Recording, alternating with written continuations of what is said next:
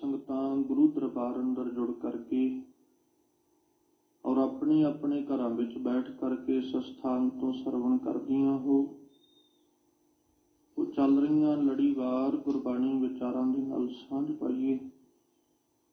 विचारां आरंभण तो पहला सतगुरु धन गुरु ग्रंथ साहिब जी कृपा करन, अपना मिहर भरिया हाथ सिर ते रखन। मालिक पातशाह प्रसन्ना उत्ते वरत के अपनी बाणी अपने शब्द की विचार करवा लैन और आप सरबत संगत बख्शो असीस, कोई रस्ना वांझ ही ना रहे। दोवें हथ जोड़ अपनी मन बिरतियां एकाग्र करदियां लवाओ गुरु चरना विच हाजरी। अदब सहित सरबत संगत मिल करके उच्चारण करो जी सतनाम श्री वाहिगुरु साहिब जी। एक बार फिर करो रसनावा पवित्र और मिलके आखो जी सतनाम श्री वाहिगुरु साहिब जी। वाहिगुरु साहिब जी। जप जी साहिब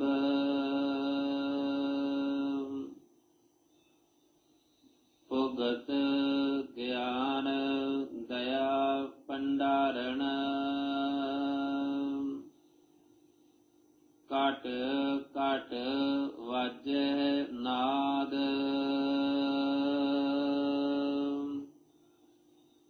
आप नाथ नाथी सब जाकी रिद सिद्ध अवरा साध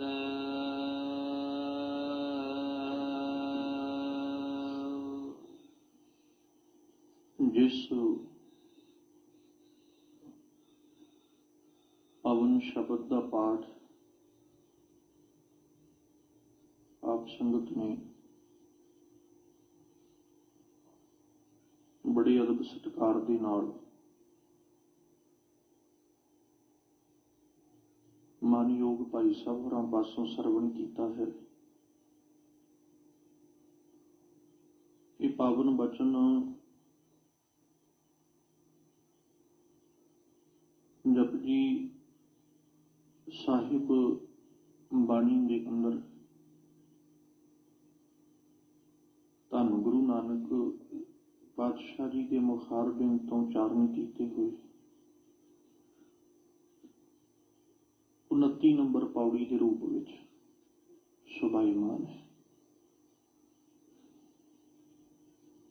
जिस पौड़ी के अंदर अज सतगुरु जी ने उही प्रकरण जो 28 नंबर पौड़ी विच दिंदे ने उसी प्रकरण की बात सतगुरु जी कर रहे।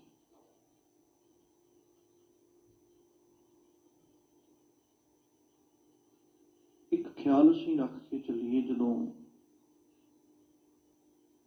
धर्मां दे बारे विच पढ़दे हां जां धर्मां दा इतिहास पढ़दे हां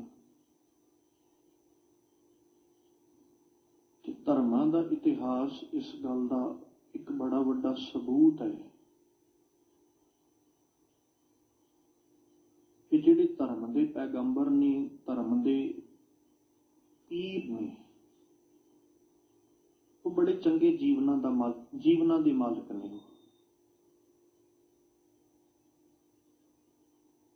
ते उन्हां दे जिथे जीवन चंगे ने ना, उथे वो पर उपकारी बिरती दे मालक ने सारे। और वो इन्ने पर उपकारी बिरती दे मालक सन भी उन्होंने समाज उत्ते आके जदों आम लोकां नूं वेखिया, इन्हां दे जीवनां नूं वेखिया, फिर उन्होंने कोशिश ये की भी जिथे असीं चंगे आ, साडा जीवन चंगा है, साडी जीवन जाच चंगी है, ਉੱਥੇ ਅਸੀਂ ਸਮਾਜ ਨੂੰ ਵੀ ਇੱਕ ਸਿੱਧਾ ਰਸਤਾ ਦੇ ਸਕੀਏ, ਸਮਾਜ ਨੂੰ ਵੀ ਇੱਕ ਸਿੱਧਾ ਮਾਰਗ ਜਿਹੜਾ ਉਹ ਦੇ ਸਕੀਏ। ਉਹਦੇ ਵਾਸਤੇ ਉਹਨਾਂ ਕੀ ਕਰਨਾ ਸ਼ੁਰੂ ਕਰ ਲਿਆ, ਕੁਝ ਕੁ ਲੋਕ ਇਕੱਠੇ ਕਰਕੇ ਨਾ ਉਹਨਾਂ ਨੇ ਤੇ ਸੰਗਤ ਕਰਨੀ ਸ਼ੁਰੂ ਕਰ ਲਈ। ਉਹ ਜਿਹੜੇ ਲੋਕ ਇਕੱਠੇ ਕਰਕੇ ਉਹਨਾਂ ਨੇ ਬੈਠਣਾ, ਸੰਗ ਜਿਨ੍ਹਾਂ ਨੇ ਕਰਨਾ, ਉਹਨਾਂ ਨੇ ਉਹ ਭਲੇ ਪੁਰਸ਼ਾਂ ਦਾ ਉਪਦੇਸ਼ ਗ੍ਰਹਿਣ ਕਰਨਾ, ਸੁਣਨਾ। ਹੌਲੀ ਹੌਲੀ ਕੀ ਹੋਇਆ, ਉਹੀ ਇਕੱਠੀ ਕੀਤੀ ਹੋਈ ਜਿਹੜੀ ਸੰਗਤ ਦੇ ਲੋਕ ਸਨ, ਉਹ ਲੋਕ ਇਕੱਠੇ ਕੀਤੇ ਹੋਏ ਇੱਕ ਧਰਮ ਦੇ ਨਾਮ ਹੇਠਾਂ ਆ ਗਏ। ਧਰਮ ਬਣ ਗਿਆ ਇੱਕ ਵੱਖਰਾ। ਹੁਣ ਉੱਥੇ ਉਹਨਾਂ ਦੀ ਬਿਰਤੀ ਇਹ ਨਹੀਂ ਸੀ ਵੀ ਸਾਰਿਆਂ ਦੇ ਵਿੱਚ ਅਸੀਂ ਵਖਰੇਵਾਂ ਪੈਦਾ ਕਰ ਦਈਏ, ਸਾਰਿਆਂ ਦੇ ਵਿੱਚ ਭਿੰਨਤਾ ਪੈਦਾ ਕਰ ਦਈਏ। ਹੌਲੀ ਹੌਲੀ ਕੀ ਹੋਇਆ, ਜਦੋਂ ਉੱਥੇ ਧਰਮ ਦੀ ਉਪਜ ਹੋ ਗਈ, ਮਤਲਬ ਧਰਮ ਉਹੀ ਸੰਗਤ ਜਿਹੜੀ ਸਾਰੇ ਲੋਕ ਆਮ ਉਸੇ ਤਰ੍ਹਾਂ ਜੀਵਨ ਜਿਉਣ ਵਾਲੇ, ਉਹ ਜਿਹੜੇ ਜੀਵਨ ਜਿਉਣ ਵਾਲੇ ਆਮ ਲੋਕ ਨੇ ਨਾ, ਜਦੋਂ ਉਹਨਾਂ ਦਾ ਸੰਗ ਭਲੇ ਪੁਰਸ਼ਾਂ ਨਾਲ, ਜਿਵੇਂ 2-4 ਮਨੁੱਖ, 10 ਮਨੁੱਖ, 20 ਮਨੁੱਖ ਇਕੱਠੇ ਕਰਕੇ ਸੰਗਤ ਕਰਨੀ, ਉਹਨਾਂ ਨੂੰ ਉਪਦੇਸ਼ ਦੇਣਾ, ਉਹ ਹੌਲੀ ਹੌਲੀ ਉਹੀ ਇਕੱਠ ਜਿਹੜਾ ਨਾ ਇੱਕ ਪੈਗੰਬਰ ਦੇ ਅਧੀਨ ਰਹਿਣ ਵਾਲਾ, ਉਹ ਇੱਕ ਵੱਖਰਾ ਧਰਮ ਬਣ ਗਿਆ। ਜਦੋਂ ਵੱਖਰਾ ਧਰਮ ਬਣਿਆ, ਜੀਵਨ ਲੰਘਣਾ ਸ਼ੁਰੂ ਹੋ ਗਿਆ, ਗੁਜ਼ਰਨਾ ਸ਼ੁਰੂ ਹੋਇਆ। ਫਿਰ ਕੀ ਹੋਇਆ, ਉਹਨਾਂ ਪੈਗੰਬਰਾਂ ਨੇ ਇੱਕ ਕਰਮ ਹੋਰ ਕੀਤਾ। ਉਹਨਾਂ ਇਹ ਕੀਤਾ ਵੀ ਇਹਨਾਂ ਵਾਸਤੇ ਨਾ ਇੱਕ ਹੁਣ ਵੱਖਰੀ ਵਰਦੀ ਨਿਯੁਕਤ ਕਰ ਲਈ। ਇੱਕ ਵਰਦੀ ਵੱਖਰੀ ਨਿਯੁਕਤ ਕਰ ਲਈ ਵੀ ਹੁਣ ਇਹਨਾਂ ਨੂੰ ਇੱਕ ਵਰਦੀ ਦੇ ਦਿਓ। ਤੇ ਜਿਹੜੀ ਉਹ ਵਰਦੀ ਦੇਣ ਦਾ ਕਾਰਨ ਸੀ ਨਾ, ਉਹ ਵਰਦੀ ਦੇਣ ਦਾ ਕਾਰਨ ਇਹ ਸੀ ਵੀ ਇਹਨਾਂ ਦੀ ਵਰਦੀ ਵੇਖ ਕੇ ਲੋਕ ਵੀ ਇਹਨਾਂ ਤੋਂ ਜੀਵਨ ਜਾਚ ਸਿੱਖਣ ਵੀ ਇਹ ਬੜੇ ਚੰਗੇ ਜੀਵਨਾਂ ਦੇ ਮਾਲਕ। ਉਹ ਵਰਦੀਆਂ ਮਤਲਬ ਧਾਰਮਿਕ ਚਿੰਨ੍ਹ ਜਿਨ੍ਹਾਂ ਨੂੰ ਆਪਾਂ ਆਖਾਂਗੇ, ਜਾਂ ਧਰਮ ਦਾ ਪਹਿਰਾਵਾ ਆਖਾਂਗੇ, ਉਹ ਵਰਦੀ। ਉਹ ਧਰਮ ਦਾ ਪਹਿਰਾਵਾ ਇਸ ਕਰਕੇ ਦਿੱਤਾ ਕਿ ਇਹਨਾਂ ਨੂੰ ਵੇਖ ਕੇ ਜਿਹੜੇ ਦੂਜੇ ਲੋਕ ਨੇ, ਜਿਨ੍ਹਾਂ ਅਜੇ ਤੱਕ ਧਰਮ ਕਮਾਉਣਾ ਸ਼ੁਰੂ ਨਹੀਂ ਕੀਤਾ, ਜਦੋਂ ਉਹ ਇਹਨਾਂ ਨੂੰ ਵੇਖਣਗੇ, ਇਹਨਾਂ ਦੇ ਜੀਵਨ ਨੂੰ ਵੇਖਣਗੇ, ਇਹਨਾਂ ਦਾ ਜੀਵਨ ਬੜਾ ਬਾਕਮਾਲ ਹੋਏਗਾ, ਉਹ ਲੋਕਾਂ ਨੂੰ ਸੇਧ ਮਿਲੇਗੀ, ਲੋਕ ਉਹ ਵੀ ਧਰਮੀ ਬਣ ਜਾਣਗੇ। ਕਾਰਨ ਤੇ ਇਹ ਸੀ। ਹੋਇਆ ਕੀ, ਮੈਂ ਆਰੰਭਤਾ ਵਿੱਚ ਜ਼ਿਕਰ ਕੀਤਾ, ਧਰਮ ਦਾ ਪੈਗੰਬਰ, ਧਰਮ ਦਾ ਔਲੀਆ, ਧਰਮ ਦਾ ਅਵਤਾਰ ਜਿਹੜਾ ਆਇਆ, ਉਹਨੇ ਆ ਕੇ ਸਮਾਜ ਨੂੰ ਸਿੱਧੇ ਰਸਤੇ ਪਾਉਣ ਦੀ ਗੱਲ ਕੀਤੀ। ਉਹਨੇ ਜਦੋਂ ਬਹਿ ਕੇ ਉਪਦੇਸ਼ ਦੇਣਾ, ਜਿੱਥੇ ਸੰਗ ਹੋ ਜਾਣਾ, ਹੌਲੀ ਹੌਲੀ ਉਹੀ ਸੰਗ ਇੱਕ ਧਰਮ ਬਣ ਗਿਆ। ਉਹਨਾਂ ਨੂੰ ਵਰਦੀ ਦੇਤੀ, ਉਹ ਵਰਦੀ ਉਹਨਾਂ ਲੋਕਾਂ ਨੇ ਧਾਰਨ ਕਰ ਲਈ। ਹੁਣ ਇੱਥੋਂ ਆ ਕੇ ਤਬਦੀਲੀ ਆਉਣੀ ਸ਼ੁਰੂ ਹੋ ਗਈ। ਉਹ ਤਬਦੀਲੀ ਇਹ ਆਉਂਦੀ ਹੈ ਕਿਉਂਕਿ ਸਮਾਂ ਬੜਾ ਬਲਵਾਨ ਹੈ। ਉਹ ਜਿਹੜੇ ਔਲੀਏ ਤੇ ਜਿਹੜੇ ਪੈਗੰਬਰ ਆਏ ਸਨ, ਉਹ ਸਰੀਰਕ ਤੌਰ ਤੇ ਜਾਣੇ ਸ਼ੁਰੂ ਹੋ ਗਏ। ਜਦੋਂ ਸਰੀਰਕ ਤੌਰ ਤੇ ਚਲੇ ਗਏ, ਹੁਣ ਅੱਗੇ ਹੋਇਆ ਕਿ ਜਿਹੜੇ ਉਹਨਾਂ ਦੇ ਆਗੂ ਬਣ ਕੇ ਚੱਲੇ ਸਨ ਵੀ ਅਸੀਂ ਆਗੂ ਹਾਂ, ਅਸੀਂ ਮੋਹਤਬਾਰ ਹਾਂ, ਅਸੀਂ ਅਗਵਾਈ ਕਰਾਂਗੇ, ਉਹ ਜਿਹੜੇ ਅਗਵਾਈ ਕਰਨ ਵਾਲੇ ਸਨ ਨਾ, ਉਹਨਾਂ 'ਚ ਕਮਜ਼ੋਰੀਆਂ ਬਹੁਤ ਆ ਗਈਆਂ, ਕਮੀਆਂ ਬੜੀਆਂ ਆ ਗਈਆਂ। ਉਹ ਜਦੋਂ ਕਮੀਆਂ ਆ ਗਈਆਂ ਨਾ ਉਹਨਾਂ ਦੇ ਅੰਦਰ, ਫਿਰ ਉਹ ਕਮੀਆਂ ਆਉਂਦਿਆਂ ਆਉਂਦਿਆਂ ਇੰਨੀ ਕੁ ਕਮਜ਼ੋਰੀ ਆ ਗਈ ਵੀ ਲੋਕਾਂ ਕੋਲ ਕੱਲੀਆਂ ਵਰਦੀਆਂ ਹੀ ਰਹਿ ਗਈਆਂ, ਉਪਦੇਸ਼ ਤੇ ਰਿਹਾ ਹੀ ਕੋਈ ਨਹੀਂ। ਪਹਿਲੋਂ ਸ਼ੁਰੂਆਤ ਉਪਦੇਸ਼ ਤੋਂ ਹੋਈ ਹੈ ਕਿ ਇਹ ਜੀਵਨਾਂ ਵਿੱਚ ਉਪਦੇਸ਼ ਕਮਾਉਣਗੇ, ਫਿਰ ਉਹਨਾਂ ਨੂੰ ਵਰਦੀਆਂ ਦਿੱਤੀਆਂ ਕਿ ਲੋਕ ਵੇਖਣਗੇ, ਪ੍ਰਭਾਵੀ ਹੋਣਗੇ ਕਿ ਇਹਨਾਂ ਦੇ ਜੀਵਨ ਬੜੇ ਚੰਗੇ ਨੇ। ਤੇ ਜਿਹੜੇ ਅੱਗੇ ਉਹਨਾਂ ਦੇ ਆਗੂ ਸਨ, ਉਹਨਾਂ ਆਗੂਆਂ 'ਚ ਕਮਜ਼ੋਰੀਆਂ ਇੰਨੀਆਂ ਆ ਗਈਆਂ, ਕੱਲੀਆਂ ਵਰਦੀਆਂ ਹੀ ਰਹਿ ਗਈਆਂ, ਉਪਦੇਸ਼ ਇੱਕ ਪਾਸੇ ਹੋ ਗਿਆ।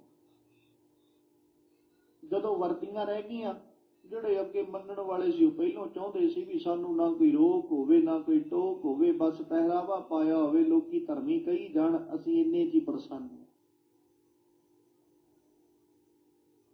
ਫਿਰ ਜਦੋਂ ਉਹਨਾਂ 'ਚ ਕਮਜ਼ੋਰੀਆਂ ਕਰਕੇ ਧਰਮ ਦਾ ਕੱਲਾ ਵਿਖਾਵਾ ਰਹਿ ਗਿਆ, ਪਹਿਰਾਵਾ ਬਾਕੀ ਰਹਿ ਗਿਆ,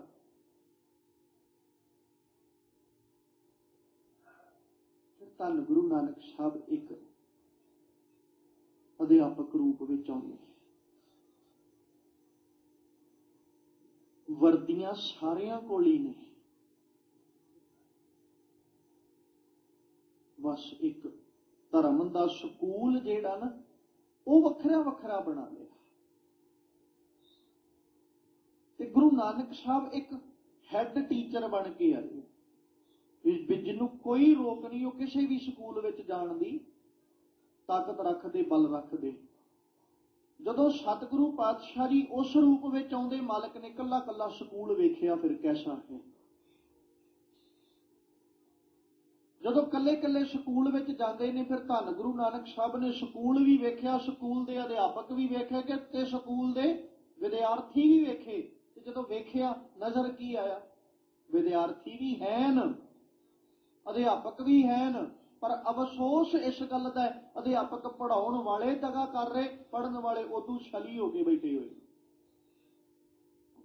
ਕਿਉਂਕਿ ਅੱਜ ਬਾਤ ਹੈ ਧਾਰਮਿਕ ਚਿੰਨ੍ਹਾਂ ਦੀ, ਧਾਰਮਿਕ ਪਹਿਰਾਵੇ ਦੀ। ਤੇ 2 ਪੌੜੀਆਂ ਵਿੱਚ ਸਤਿਗੁਰੂ ਜੀ ਨੇ ਉਹ ਧਾਰਮਿਕ ਚਿੰਨ੍ਹਾਂ ਦੀ ਹੋਈ ਗੱਲ ਕੀਤੀ ਹੈ।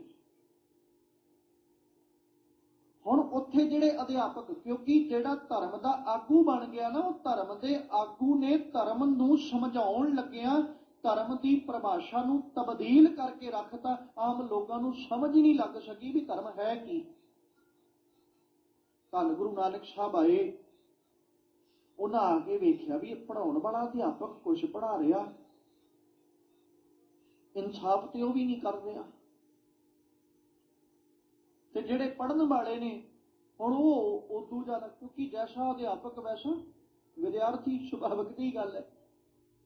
ਜੇ ਅਧਿਆਪਕ ਚੰਗੇ ਢੰਗ ਨਾਲ ਪੜ੍ਹਾਏਗਾ ਤੇ ਚੇਤਾ ਰੱਖੀਏ ਵਿਦਿਆਰਥੀ ਚੰਗੇ ਢੰਗ ਨਾਲ ਪੜ੍ਹੇਗਾ। ਅਧਿਆਪਕ ਦੇ ਪੜ੍ਹਾਉਣ ਦਾ ਤਰੀਕਾ ਕੈਸਾ ਹੈ, ਵਿਦਿਆਰਥੀਆਂ ਦੇ ਗ੍ਰਹਿਣ ਕਰਨ ਦਾ ਤਰੀਕਾ ਉਸੇ ਤਰ੍ਹਾਂ ਦਾ ਹੋਏਗਾ ਜਿੱਦਾਂ ਦੇ ਅਧਿਆਪਕ ਦੇ ਪੜ੍ਹਾਉਣ ਦਾ ਤਰੀਕਾ। ਆਪਾਂ ਵੇਖਦੇ ਹੀ ਹਾਂ ਸਕੂਲਾਂ ਦੇ ਵਿੱਚ, ਕਾਲਜਾਂ ਵਿੱਚ ਆਪਾਂ ਜਿਹੜਾ ਜ਼ਿੰਦਗੀ ਉਹਨੂੰ ਗੁਜ਼ਾਰਿਆ, ਜੋ ਸਕੂਲ ਲਾਈਫ ਜਾਂ ਕਾਲਜ ਲਾਈਫ ਅਸੀਂ ਬਤੀਤ ਕੀਤੀ ਹੈ, ਉਹਦੇ ਵਿੱਚ ਕੁਝ ਟੀਚਰਸ ਦੇ ਪੜ੍ਹਾਉਣ ਦਾ ਤਰੀਕਾ ਕੁਝ ਸੀ ਤੇ ਕੁਝ ਦੇ ਪੜ੍ਹਾਉਣ ਦਾ ਤਰੀਕਾ ਕੁਝ ਸੀ। ਪਰ ਕਈ ਵਾਰ ਨਾ ਇੱਕ ਅਧਿਆਪਕ ਦਾ ਹਰ ਇੱਕ ਦਿੱਤਾ ਹੋਇਆ ਉਪਦੇਸ਼ ਨਾ ਹਿਰਦੇ 'ਚ ਵੱਸਦਾ ਜਾਂਦਾ ਹੈ।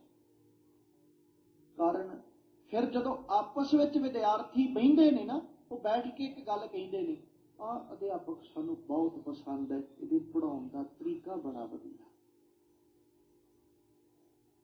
ਬੜੇ ਪਿਆਰ ਨਾਲ ਪੜ੍ਹਾਉਂਦਾ। ਜਿੱਥੇ ਪਿਆਰ ਨਾਲ ਪੜ੍ਹਾਉਂਦਾ ਉੱਥੇ ਇਹਦਾ ਦਿੱਤਾ ਹੋਇਆ ਇੱਕ ਇੱਕ ਲੈਸਨ ਸਾਨੂੰ ਯਾਦ ਹੋ ਜਾਂਦਾ ਹੈ, ਸਾਨੂੰ ਉਸੇ ਤਰ੍ਹਾਂ ਹੀ ਚੇਤੇ ਹੋ ਜਾਂਦਾ ਹੈ ਜਿਵੇਂ ਕਲਾਸ ਵਿੱਚ, ਜਿਵੇਂ ਜਮਾਤ ਦੇ ਵਿੱਚ ਅਧਿਆਪਕ ਪੜ੍ਹਾ ਜਾਂਦਾ ਹੈ। ਕਈ ਵਾਰੀ ਅਧਿਆਪਕ ਬਹੁਤ ਜ਼ਿਆਦਾ ਪੜ੍ਹਾਈ ਜਾਂਦਾ, ਨਾ ਸੁਣਨ ਵਾਲਿਆਂ ਨੂੰ ਸਮਝ ਲੱਗਦੀ ਵੀ ਬੋਲ ਕੀ ਰਿਹਾ, ਨਾ ਪੜ੍ਹਨ ਵਾਲਿਆਂ ਨੂੰ ਪਤਾ ਲੱਗਾ ਵੀ ਅਧਿਆਪਕ ਪੜ੍ਹਾ ਕੇ ਕੀ ਚੱਲਿਆ। ਉਹ ਵੀ ਹੱਥ ਜੋੜ ਕੇ ਬੈਠੇ ਨੇ ਕਲਾਸ ਦੇ ਅੰਦਰ, ਵਿਦਿਆਰਥੀ ਵੀ ਸਾਡੇ ਉੱਤੋਂ ਹੀ ਲੰਘੀ ਜਾ ਰਿਹਾ, ਤੁਸੀਂ ਜੋ ਕਹੀ ਜਾ ਰਹੇ। ਸਿਰਫ ਗੱਲ ਸਮਝਾਉਣ ਦੇ ਤਰੀਕੇ ਦੀ ਹੈ, ਵੇ ਦੀ ਹੈ। ਹੁਣ ਉੱਥੇ ਫਿਰ ਜੇ ਅਧਿਆਪਕ ਹੀ ਵੈਸਾ, ਕਿਉਂਕਿ ਪੜ੍ਹਾਉਣ ਲਈ ਪੜ੍ਹਨਾ ਵੀ ਲਾਜ਼ਮੀ ਹੈ। ਵਿਦਿਆਰਥੀ ਨੂੰ ਉਦੋਂ ਹੀ ਪੜ੍ਹਾਇਆ ਜਾ ਸਕੇਗਾ ਜੇ ਅਧਿਆਪਕ ਪਹਿਲਾਂ ਪੜ੍ਹ ਕੇ ਆਇਆ ਹੋਵੇਗਾ। ਤੇ ਜੇ ਅਧਿਆਪਕ ਨੇ ਕੁਛ ਤਿਆਰ ਨਹੀਂ ਕੀਤਾ, ਅਧਿਆਪਕ ਨੂੰ ਹੀ ਨਹੀਂ ਪਤਾ ਵੀ ਅੱਜ ਮੈਂ ਜਮਾਤ ਵਿੱਚ ਜਾ ਕੇ, ਕਲਾਸ ਵਿੱਚ ਜਾ ਕੇ ਕੀ ਪੜ੍ਹਾਉਣਾ ਤੇ ਉਹਨਾਂ ਨੂੰ ਕੀ ਸਿੱਖਿਆ ਦੇਣੀ, ਤੇ ਉਹ ਅੱਗੇ ਜਾ ਕੇ ਵਿਦਿਆਰਥੀਆਂ ਨੂੰ ਕੀ ਪੜ੍ਹਾਏਗਾ। ਖੈਰ, ਮੈਂ ਪੱਖ ਤਾਂ ਰੱਖ ਰਿਹਾ ਕਿ ਧਰਮ ਵਿੱਚ ਵੀ ਇਸੇ ਤਰ੍ਹਾਂ ਹੀ ਚੱਲਦਾ। ਧਰਮ ਦੇ ਜਿਹੜੇ ਪੈਰੋਕਾਰ ਨੇ ਨਾ, ਉਹ ਸਾਰੇ ਵਿਦਿਆਰਥੀ ਨੇ, ਤੇ ਧਰਮ ਦੇ ਆਗੂ ਜਿਹੜੇ ਬਣੇ ਹੋਏ ਨੇ ਉਹ ਨੇ ਅਧਿਆਪਕ, ਜਿਨ੍ਹਾਂ ਨੇ ਵਿਦਿਆਰਥੀਆਂ ਨੂੰ ਪੜ੍ਹਾਉਣਾ ਸੀ। ਤੇ ਪੜ੍ਹਾਉਣਾ ਕੀ ਸੀ? ਜੋ ਉਹਨਾਂ ਦਾ ਧਰਮ ਕਹਿੰਦਾ ਹੈ। ਅਧਿਆਪਕ ਦਾ ਕੀ ਜ਼ਿੰਮੇਵਾਰੀ ਬਣਦੀ ਕਿ ਉਹ ਜਿਸ ਸਬਜੈਕਟ ਨੂੰ ਪੜ੍ਹਾ ਰਿਹਾ, ਉਹ ਉਸ ਸਬਜੈਕਟ ਦੀ ਕਿਤਾਬ ਵਿਚਲਾ ਹਰ ਸਿਲੇਬਸ ਬੱਚੇ ਨੂੰ ਪੜ੍ਹਾਵੇ, ਇੱਕ ਇੱਕ ਸ਼ਬਦ ਉਹਦਾ ਪੜ੍ਹਾਇਆ ਬੱਚੇ ਨੂੰ ਚੇਤਾ ਹੋਵੇ। ਇਸੇ ਤਰ੍ਹਾਂ ਧਰਮ ਦੇ ਅਧਿਆਪਕ ਦੀ ਜ਼ਿੰਮੇਵਾਰੀ ਬਣਦੀ ਸੀ ਕਿ ਉਹ ਧਰਮ ਦੇ ਵਿਦਿਆਰਥੀਆਂ ਨੂੰ ਇੱਕ ਇੱਕ ਸ਼ਬਦ ਸਮਝਾ ਦਿੰਦਾ ਕਿ ਧਰਮ ਆਹ ਕਹਿੰਦਾ ਹੈ। ਔਰ ਚੇਤੇ ਰੱਖੀਏ, ਵਿਦਿਆਰਥੀ ਜਿਹੜਾ ਆਇਆ ਨਾ, ਉਹ ਬਿਲਕੁਲ ਕੋਰਾ ਕਾਗਜ਼ ਹੈ। ਜਦੋਂ ਸਕੂਲ ਵਿੱਚ ਆਉਂਦਾ ਵਿਦਿਆਰਥੀ ਤੇ ਕੋਰਾ ਕਾਗਜ਼ ਹੈ। ਉਹਦੇ ਉੱਤੇ ਕੀ ਲਿਖਿਆ ਜਾਂਦਾ ਜੋ ਅਧਿਆਪਕ ਕਹਿ ਦਿੰਦਾ ਹੈ। ਧਰਮ ਦੀ ਦੁਨੀਆ ਵਿੱਚ ਵੀ ਇਸੇ ਤਰ੍ਹਾਂ ਹੀ ਹੈ। ਧਰਮ ਦੀ ਦੁਨੀਆ ਵਿੱਚ ਵੀ ਧਰਮ ਦੇ ਅਧਿਆਪਕ ਨੇ ਜੋ ਲਿਖ ਦਿੱਤਾ, ਵਿਦਿਆਰਥੀ ਦੇ ਕਾਗਜ਼ ਉੱਤੇ ਉਹ ਉਕਰਿਆ ਜਾਣਾ ਹੈ। ਚੇਤਾ ਰੱਖੀਏ, ਜੇ ਸਕੂਲ ਵਿੱਚ ਜਾਂਦੇ ਵਿਦਿਆਰਥੀ ਨੂੰ ਅਧਿਆਪਕ ਨੇ ਜੋ ਕਹਿ ਦਿੱਤਾ ਹੈ, ਉਸ ਵਿਦਿਆਰਥੀ ਲਈ ਉਹ ਸੱਤ ਹੈ। ਉਹਨੂੰ ਦੁਨੀਆ ਭਾਵੇਂ ਜੋ ਮਰਜ਼ੀ ਕਹੀ ਜਾਏ, ਉਹ ਇੱਕ ਗੱਲ ਕਹੇਗਾ, ਨਹੀਂ ਸਾਡੇ ਅਧਿਆਪਕ ਨੇ ਏਦਾਂ ਪੜ੍ਹਾਇਆ। ਉਹਦਾ ਜਵਾਬ ਇਹ ਹੋਏਗਾ। ਹੋਰ ਉਹਨੂੰ ਕੋਈ ਜਵਾਬ ਆਵੇ ਨਾ ਆਵੇ, ਪਰ ਉਹਦਾ ਜਵਾਬ ਸਭ ਤੋਂ ਪਹਿਲਾਂ ਇਹੋ ਹੋਏਗਾ ਕਿ ਮੈਂ ਤੇ ਇਸੇ ਤਰ੍ਹਾਂ ਹੀ ਕਰਾਂਗਾ ਕਿਉਂਕਿ ਮੇਰੇ ਅਧਿਆਪਕ ਨੇ ਮੈਨੂੰ ਏਦਾਂ ਪੜ੍ਹਾਇਆ। ਉਹਦਾ ਜਵਾਬ। ਧਰਮ ਦੀ ਦੁਨੀਆ 'ਚ ਕੀ ਹੋਏਗਾ? ਜਦੋਂ ਕੁਛ ਆਖੇਗਾ ਕੋਈ ਤੇ ਉਦੋਂ ਸਭ ਤੋਂ ਪਹਿਲਾਂ ਜਵਾਬ ਇਹ ਹੋਏਗਾ ਜੀ ਨਹੀਂ, ਸਾਡੇ ਧਰਮ ਦੇ ਆਗੂ ਸਾਨੂੰ ਏਦਾਂ ਕਹਿੰਦੇ। ਤੇ ਫਿਰ ਆਗੂਆਂ ਨੂੰ ਇਨਸਾਫ ਕਰਨਾ ਚਾਹੀਦਾ ਸੀ ਪੜ੍ਹਾਉਣ ਲੱਗਿਆਂ ਕਿ ਜਿਨ੍ਹਾਂ ਨੂੰ ਅਸੀਂ ਸਿਖਾਉਣ ਲੱਗੇ ਹਾਂ, ਜਿਨ੍ਹਾਂ ਨੂੰ ਪੜ੍ਹਾਉਣ ਲੱਗੇ ਹਾਂ, ਉਹਨਾਂ ਨੂੰ ਧਰਮ ਦੇ ਨਾਮ ਤੇ ਅਸੀਂ ਭੁਲੇਖਿਆਂ 'ਚ ਨਾ ਪਾਈਏ, ਉਹਨਾਂ ਨੂੰ ਸੱਚੀ ਧਰਮ ਦੇ ਰਾਹ ਤੇ ਤੋਰੀਏ। ਚਾਹੀਦਾ ਤੇ ਇਹ ਸੀ।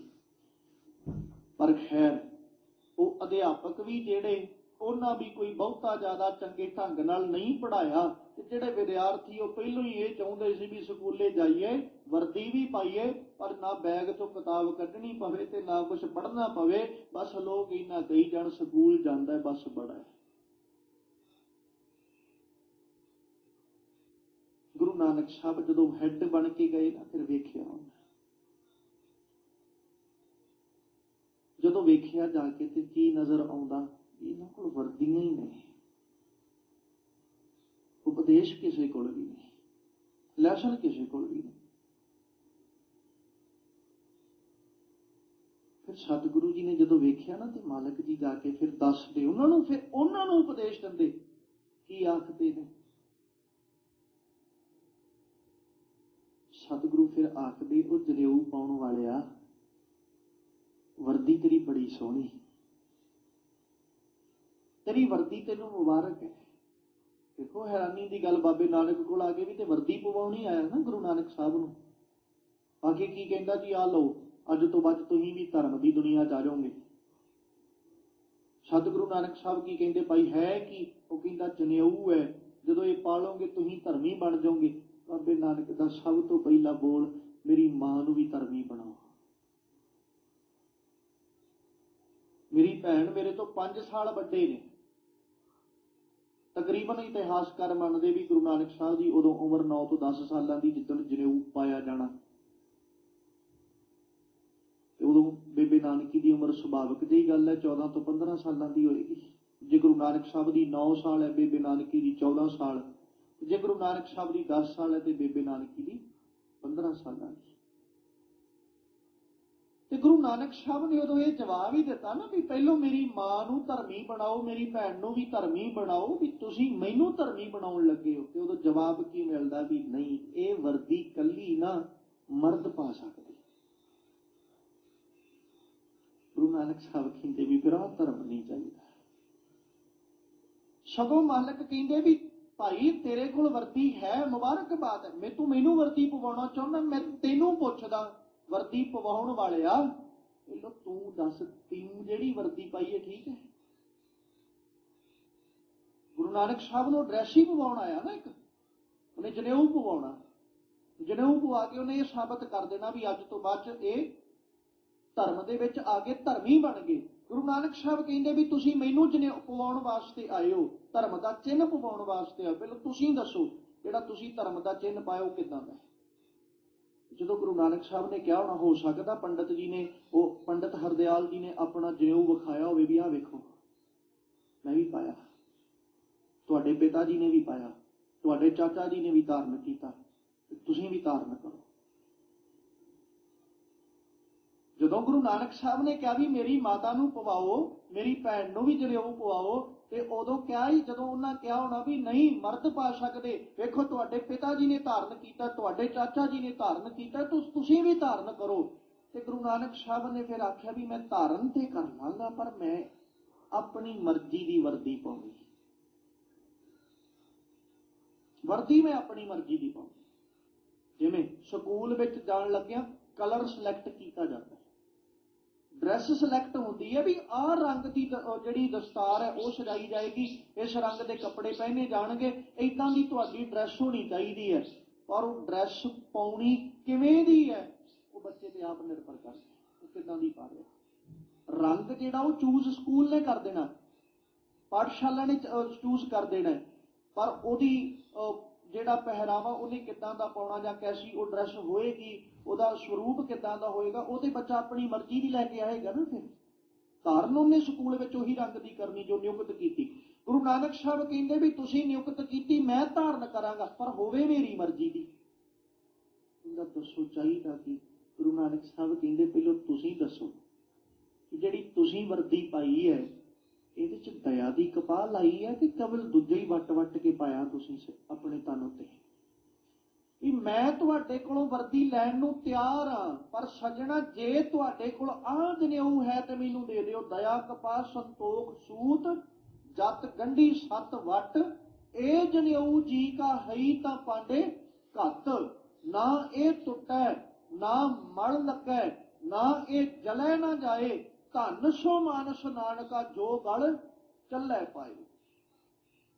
ਚੌਂਕੜ ਮੁੱਲ ਅਣਾਇਆ ਵਹਿ ਚੌਂਕੇ ਪਾਇਆ, ਸਿੱਖਾ ਕੰਨ ਚੜਾਈਆ ਗੁਰ ਬਾਹਮਣ ਥੀਆ। ਉਹ ਮੂਆ ਉਹ ਝੜ ਗਿਆ ਵੇ ਤੱਗਾ ਗਿਆ, ਉਹ ਮੂਆ ਉਹ ਝੜ ਪਿਆ ਵੇ ਤੱਗਾ ਗਿਆ। ਇੱਕ ਉਪਦੇਸ਼ ਤੇ ਸਤਿਗੁਰੂ ਨੇ ਸਕੂਲ ਚ ਜਾ ਕੇ ਇਹ ਦੇਤਾ ਵੀ ਤੁਹਾਡੀ ਵਰਦੀ ਬਹੁਤ ਸੋਹਣੀ ਹੈ, ਉਪਦੇਸ਼ ਤੁਹਾਡੇ ਕੋਲ ਨਹੀਂ। ਫਿਰ ਦੂਜੇ ਸਕੂਲ ਵਿੱਚ ਗਏ, ਕਿਉਂਕਿ ਹੈਡ ਮੈਂ ਪਹਿਲੋਂ ਜ਼ਿਕਰ ਕੀਤਾ ਵੀ ਗੁਰੂ ਨਾਨਕ ਸਾਹਿਬ ਉਸ ਅਹੁਦੇ ਤੇ ਨੇ ਜਿਹਦੇ ਕੋਲ ਇੰਨੀ ਤਾਕਤ ਹੈ ਕਿ ਉਹ ਕਿਸੇ ਵੀ ਸਕੂਲ 'ਚ ਜਾ ਸਕਦੇ। ਇੱਕ ਸਕੂਲ ਨੂੰ ਵੇਖਿਆ, ਉੱਥੇ ਜਾ ਕੇ ਉਪਦੇਸ਼ ਦਿੱਤਾ ਵੀ ਨਹੀਂ ਭਾਈ ਤੁਹਾਡੇ ਸਕੂਲ ਵਿੱਚ ਪੜ੍ਹਾਈ ਸਹੀ ਨਹੀਂ ਹੋ ਰਹੀ। ਜਦੋਂ ਦੂਜੇ ਸਕੂਲ ਨੂੰ ਜਾ ਕੇ ਵੇਖਿਆ ਸਤਿਗੁਰੂ ਨੇ, ਉੱਥੇ ਵੀ ਹਾਲਾਤ ਵੇਖੇ। ਫਿਰ ਮਾਲਕ ਉੱਥੇ ਜਾ ਕੇ ਕਹਿੰਦੇ ਮੁਸਲਮਾਨ ਕਹਾਵਣ ਮੁਸ਼ਕਲ, ਜੇ ਹੋਏ ਤਾਂ ਮੁਸਲਮਾਨ ਕਹਾਵੈ। ਤੇ ਉੱਥੇ ਫਿਰ ਸਤਿਗੁਰੂ ਜੀ ਨੇ ਆਖਿਆ ਕਿ ਤੁਹਾਡੇ ਕੋਲ ਪਹਿਲਾ ਹੱਕ ਹਲਾਲ, ਦੂਜੀ ਖੈਰ ਖੁਦਾਏ। ਕਿ ਤੁਸੀਂ ਆ ਉਪਦੇਸ਼ ਦਿੱਤਾ ਸਕੂਲ ਵਿੱਚ ਆਪਣੇ? ਵੇਖੋ ਗੁਰੂ ਨਾਨਕ ਸਾਹਿਬ ਨੇ ਕਿਸੇ ਸਕੂਲ ਨੂੰ ਮਾੜਾ ਨਹੀਂ ਕਿਹਾ, ਸਿਰਫ ਉਹਦੇ ਵਿੱਚ ਜਾ ਕੇ ਜਿਹੜੇ ਵਿਦਿਆਰਥੀਆਂ ਨੇ ਸਰੀਰਾਂ ਤੇ ਵਰਦੀਆਂ ਪਾਈਆਂ ਸੀ ਨਾ, ਉਹਨਾਂ ਵਿਦਿਆਰਥੀਆਂ ਨੂੰ ਪੁੱਛਿਆ ਵੀ ਤੁਹਾਨੂੰ ਕਿੰਨਾ ਚਿਰ ਹੋ ਗਿਆ ਸਕੂਲ 'ਚ ਪੜ੍ਹਦਿਆਂ? ਕੋਈ ਕਹਿੰਦਾ ਜੀ 5 ਸਾਲ, ਕੋਈ ਕਹਿੰਦਾ 10 ਸਾਲ। ਸਤਿਗੁਰੂ ਨੇ ਸਵਾਲ ਪੁੱਛੇ। ਏਦਾਂ ਹੀ ਹੁੰਦਾ ਨਾ, ਜਦੋਂ ਇੱਕ ਸਕੂਲ ਦੇ ਵਿੱਚ ਕੋਈ ਹੈਡ ਚੱਲ ਕੇ ਆਵੇ, ਜਮਾਤ 'ਚ ਚੱਲ ਕੇ ਆਵੇ, ਤੇ ਉਹ ਕਲਾਸ ਵਿੱਚ ਬੈਠੇ ਇਸ ਬੱਚੇ ਨੂੰ ਉਠਾ ਕੇ ਪੁੱਛਦਾ ਕਿੰਨਾ ਚਿਰ ਹੋ ਗਿਆ ਪੜ੍ਹਦੇ ਨੂੰ, ਉਹ ਦੱਸਦਾ, ਫਿਰ ਉਦਾਂ ਹੀ ਸਵਾਲ ਕਰਦਾ ਹੈ। ਜਿਵੇਂ ਆਪਾਂ ਜੇ ਸੰਸਾਰ ਹੋਰ ਸੌਖਾ ਜਿਹਾ ਢੰਗ ਨਾਲ ਸਮਝ ਲਈਏ, 5ਵੀਂ ਕਲਾਸ ਵਿੱਚ ਜਾ ਕੇ ਆਪਾਂ ਪੁੱਛਾਂਗੇ ਵੀ ਤੂੰ ਕਿਹੜੀ ਕਲਾਸ 'ਚ ਪੜ੍ਹਦਾ? ਉਹ ਕਹੇਗਾ ਜੀ 5ਵੀਂ 'ਚ ਪੜ੍ਹਦਾ ਮੈਂ। ਜਿਹਨੂੰ ਅਸੀਂ ਨਹੀਂ ਜਾਣਦੇ ਉਹਨੂੰ ਪੁੱਛਾਂਗੇ ਤੇ ਕੀ ਪੁੱਛਾਂਗੇ? ਤੂੰ ਕਿਹੜੀ 'ਚ ਪੜ੍ਹਦਾ? ਕਿੰਨਵੀਂ ਜਮਾਤ? ਉਹ ਕਹੇਗਾ 5ਵੀਂ ਵਿੱਚ ਪੜ੍ਹਦਾ। ਫਿਰ ਸਾਡੇ ਸਵਾਲ ਕਿੱਦਾਂ ਦੇ ਹੋਣਗੇ? ਜਿੱਦਾਂ ਦੇ 5ਵੀਂ ਜਮਾਤ ਵਾਲੇ ਨੂੰ ਪੁੱਛਣੇ ਚਾਹੀਦੇ।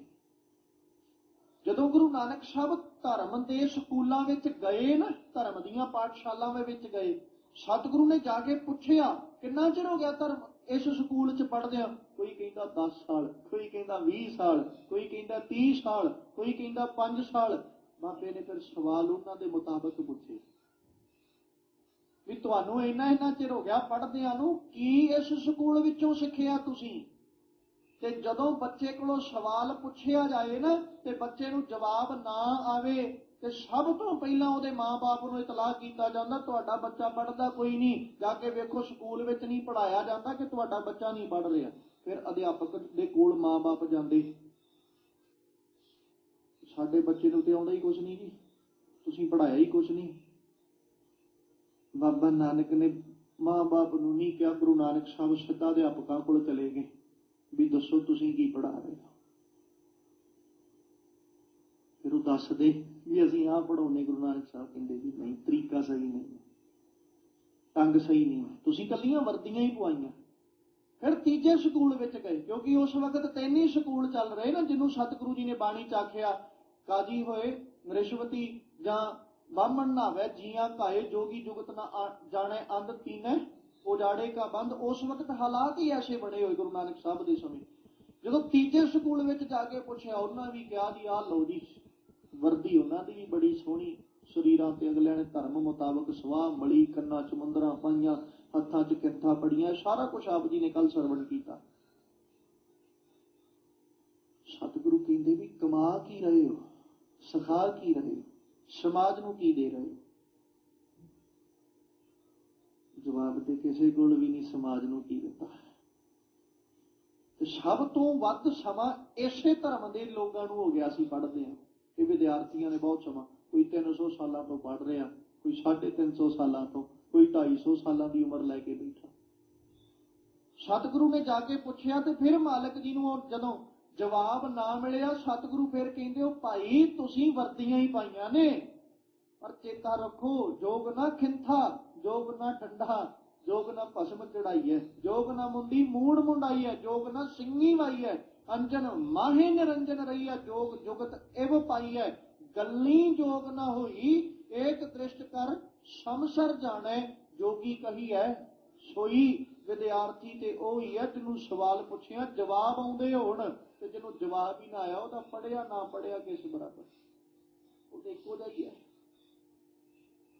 ਉਹ ਤੇ ਫਿਰ ਆਪਾਂ ਇਹੀ ਕਹਾਂਗੇ ਨਾ, ਜਿਸ ਵਿਦਿਆਰਥੀ ਨੇ 1 ਸਾਲ ਲਗਾਤਾਰ ਸਕੂਲ ਵਿੱਚ ਸਮਾਂ ਲਾਇਆ, ਜਦੋਂ ਪ੍ਰੀਖਿਆ ਆਈ ਤੇ ਪ੍ਰੀਖਿਆ ਵਿੱਚੋਂ ਆਵੇ 1 ਨੰਬਰ ਵੀ ਨਾ, ਤੇ ਕੀ ਆਖਾਂਗੇ ਆਪਾਂ, ਉਹਦੇ ਸਾਲ ਹੀ ਖਰਾਬ ਕੀਤਾ, ਇਹੀ ਕਹਾਂਗੇ। ਮੈਂ ਇਹ ਸੰਸਾਰਿਕ ਪੱਖ ਨਾਲ ਲੈ ਕੇ ਤਾਂ ਚੱਲ ਰਿਹਾ ਵੀ ਗੱਲ ਸਾਡੀ ਪਕੜ ਵਿੱਚ ਆਉਂਦੀ ਜਾਏ। ਤੇ ਜਦੋਂ ਅਸੀਂ ਉਸ ਨੂੰ ਵੇਖਦੇ ਹਾਂ ਅਤੇ ਪ੍ਰੀਖਿਆ ਵਿੱਚ ਕੁਝ ਨਹੀਂ ਆਇਆ, ਤੇ ਉਹਨੂੰ ਫਿਰ ਇਹੀ ਕਹਾਂਗੇ ਵੀ ਤੇਰਾ 1 ਸਾਲ ਖਰਾਬ ਹੈ, ਹੁਣ ਦੂਜੇ ਸਾਲ ਫਿਰ ਇਸੇ ਜਮਾਤ 'ਚ ਬਹਿਣਾ ਪੈਣਾ। ਕਿੰਨਾ ਕਿੰਨਾ ਸਮਾਂ ਹੋ ਗਿਆ ਇੱਕੋ ਜਮਾਤ 'ਚ ਬੈਠੇ, ਵਰਦੀਆਂ ਹੀ ਪਾਈਆਂ ਅੱਜ ਤੱਕ, ਸਿੱਖਿਆ ਕੁਛ ਨਹੀਂ ਹੈ। ਬਾਕੀ ਧਰਮਾਂ ਦੀ ਬਾਤ ਛੱਡੋ, ਜੇ ਅਸੀਂ ਆਪਣੇ ਧਰਮ ਦੀ ਗੱਲ ਕਰਾਂਗੇ ਤੇ ਸਾਡੇ ਕੋਲ ਵੀ ਕੱਲੀਆਂ ਵਰਦੀਆਂ ਹੀ ਰਹਿ ਗਈਆਂ, ਪਹਿਰਾਵਾ ਰਹਿ ਗਿਆ ਬਸ। ਉਪਦੇਸ਼ ਤੇ ਸਾਡੇ ਕੋਲ ਵੀ ਨਹੀਂ ਕੋਈ ਰਿਹਾ। ਬਾਬੇ ਨਾਨਕ ਦੇ ਉਪਦੇਸ਼ ਨੂੰ ਅਸੀਂ ਧਾਰਨ ਨਹੀਂ ਕਰ ਸਕੇ। ਜੇ ਗੁਰੂ ਨਾਨਕ ਸਾਹਿਬ ਦਾ ਉਪਦੇਸ਼ ਧਾਰਨ ਕਰਦੇ, ਬਾਬੇ ਨਾਨਕ ਦਾ, ਤੇ ਜਿਵੇਂ ਕਹਿੰਦੇ ਨਾ ਚੰਗੇ ਅਧਿਆਪਕ ਦਾ ਚੰਡਿਆ ਹੋਇਆ ਜਿਹੜਾ ਵਿਦਿਆਰਥੀ ਹੈ ਨਾ, ਉਹ ਚੰਗਾ ਹੀ ਹੁੰਦਾ ਹੈ। ਤੇ ਗੁਰੂ ਨਾਨਕ ਸਾਹਿਬ ਦਾ ਚੰਡਿਆ ਹੋਇਆ ਸਿੱਖ ਜਿਹੜਾ ਹੈ ਨਾ, ਉਹ ਕਦੇ ਮਾੜੇ ਜੀਵਨ ਵਾਲਾ ਨਹੀਂ ਹੋ ਸਕਦਾ। ਪਰ ਅਫਸੋਸ ਅੱਜ ਸਾਡੇ ਜੀਵਨ ਉਦਾਂ ਦੇ ਰਹੇ ਨਹੀਂ। ਇਹਦਾ ਮਤਲਬ ਅਸੀਂ ਗੁਰੂ ਨਾਨਕ ਦੀ ਸਿੱਖਿਆ ਨੂੰ ਕਮਾ ਨਹੀਂ ਸਕੇ। ਇਹੋ ਕਾਰਨ ਹੈ ਨਾ। ਜ਼ਰੂਰੀ ਨਹੀਂ ਵੀ ਵਿਦਿਆਰਥੀ ਨੂੰ ਚੰਡਣਾ ਭਾਵ ਉਹਨੂੰ ਕੁੱਟਣਾ, ਉਹਨੂੰ ਮਾਰਨਾ। ਚੰਡਣ ਤੋਂ ਭਾਵ ਉਹਨੂੰ ਚੰਗੇ ਢੰਗ ਨਾਲ ਸਿਖਾਉਣਾ, ਸਮਝਾਉਣਾ, ਸਿੱਖਿਆ ਦੇਣੀ। ਬਾਬੇ ਨਾਨਕ ਨੇ ਤੇ ਸਿੱਖਿਆ ਦੇਣ ਲੱਗਿਆਂ ਕੋਈ ਕਮੀ ਨਹੀਂ ਛੱਡੀ। ਉਹ ਤੇ ਅੱਜ ਵੀ ਉਦਾਂ ਹੀ ਸਿੱਖਿਆ ਦੇ ਰਹੇ, ਜਿਵੇਂ ਅੱਜ ਤੋਂ 500 550 ਸਾਲ ਪਹਿਲਾਂ ਬਾਬੇ ਨੇ ਸਿੱਖਿਆਵਾਂ ਦਿੱਤੀਆਂ, ਉਦਾਂ ਹੀ ਅੱਜ ਦੇ ਰਹੇ। ਸਿੱਖਿਆ ਦੇ ਬਦਲ ਹੀ ਨਹੀਂ ਕੋਈ। ਸਗੋਂ ਇੱਕ ਵਿਦਿਆਰਥੀ ਕੋਲ ਜਾ ਕੇ ਗੁਰੂ ਸਾਹਿਬ ਇੱਕੋ ਹੀ ਲੈਸਨ ਪੜ੍ਹਾਉਂਦੇ ਨੇ, ਮਤਲਬ ਇੱਕੋ ਹੀ ਸ਼ਬਦ ਪੜ੍ਹਾਉਂਦੇ। ਉਹ ਇੱਕ ਸ਼ਬਦ ਕੀ ਕਰਦਾ ਹੈ, ਜੀਵਨ ਬਦਲ ਦਿੰਦਾ। ਸਾਨੂੰ ਤੇ ਬਾਬੇ ਨਾਨਕ ਦੇ ਸਾਰੇ ਜਿੰਨੇ ਲੈਸਨ ਉਹਨੇ ਇੱਕ ਇੱਕ ਵਿਦਿਆਰਥੀ ਨੂੰ ਪੜ੍ਹਾਏ, ਸਾਡੇ ਕੋਲ ਸਾਰੇ ਇਕੱਠੇ ਨੇ। ਗੁਰੂ ਨਾਨਕ ਸਾਹਿਬ ਨੇ ਇੱਕ ਵਿਦਿਆਰਥੀ ਕੋਲ ਜਾ ਕੇ ਇੱਕ ਸ਼ਬਦ ਦਿੱਤਾ, ਇੱਕ ਲੈਸਨ ਪੜ੍ਹਾਤਾ।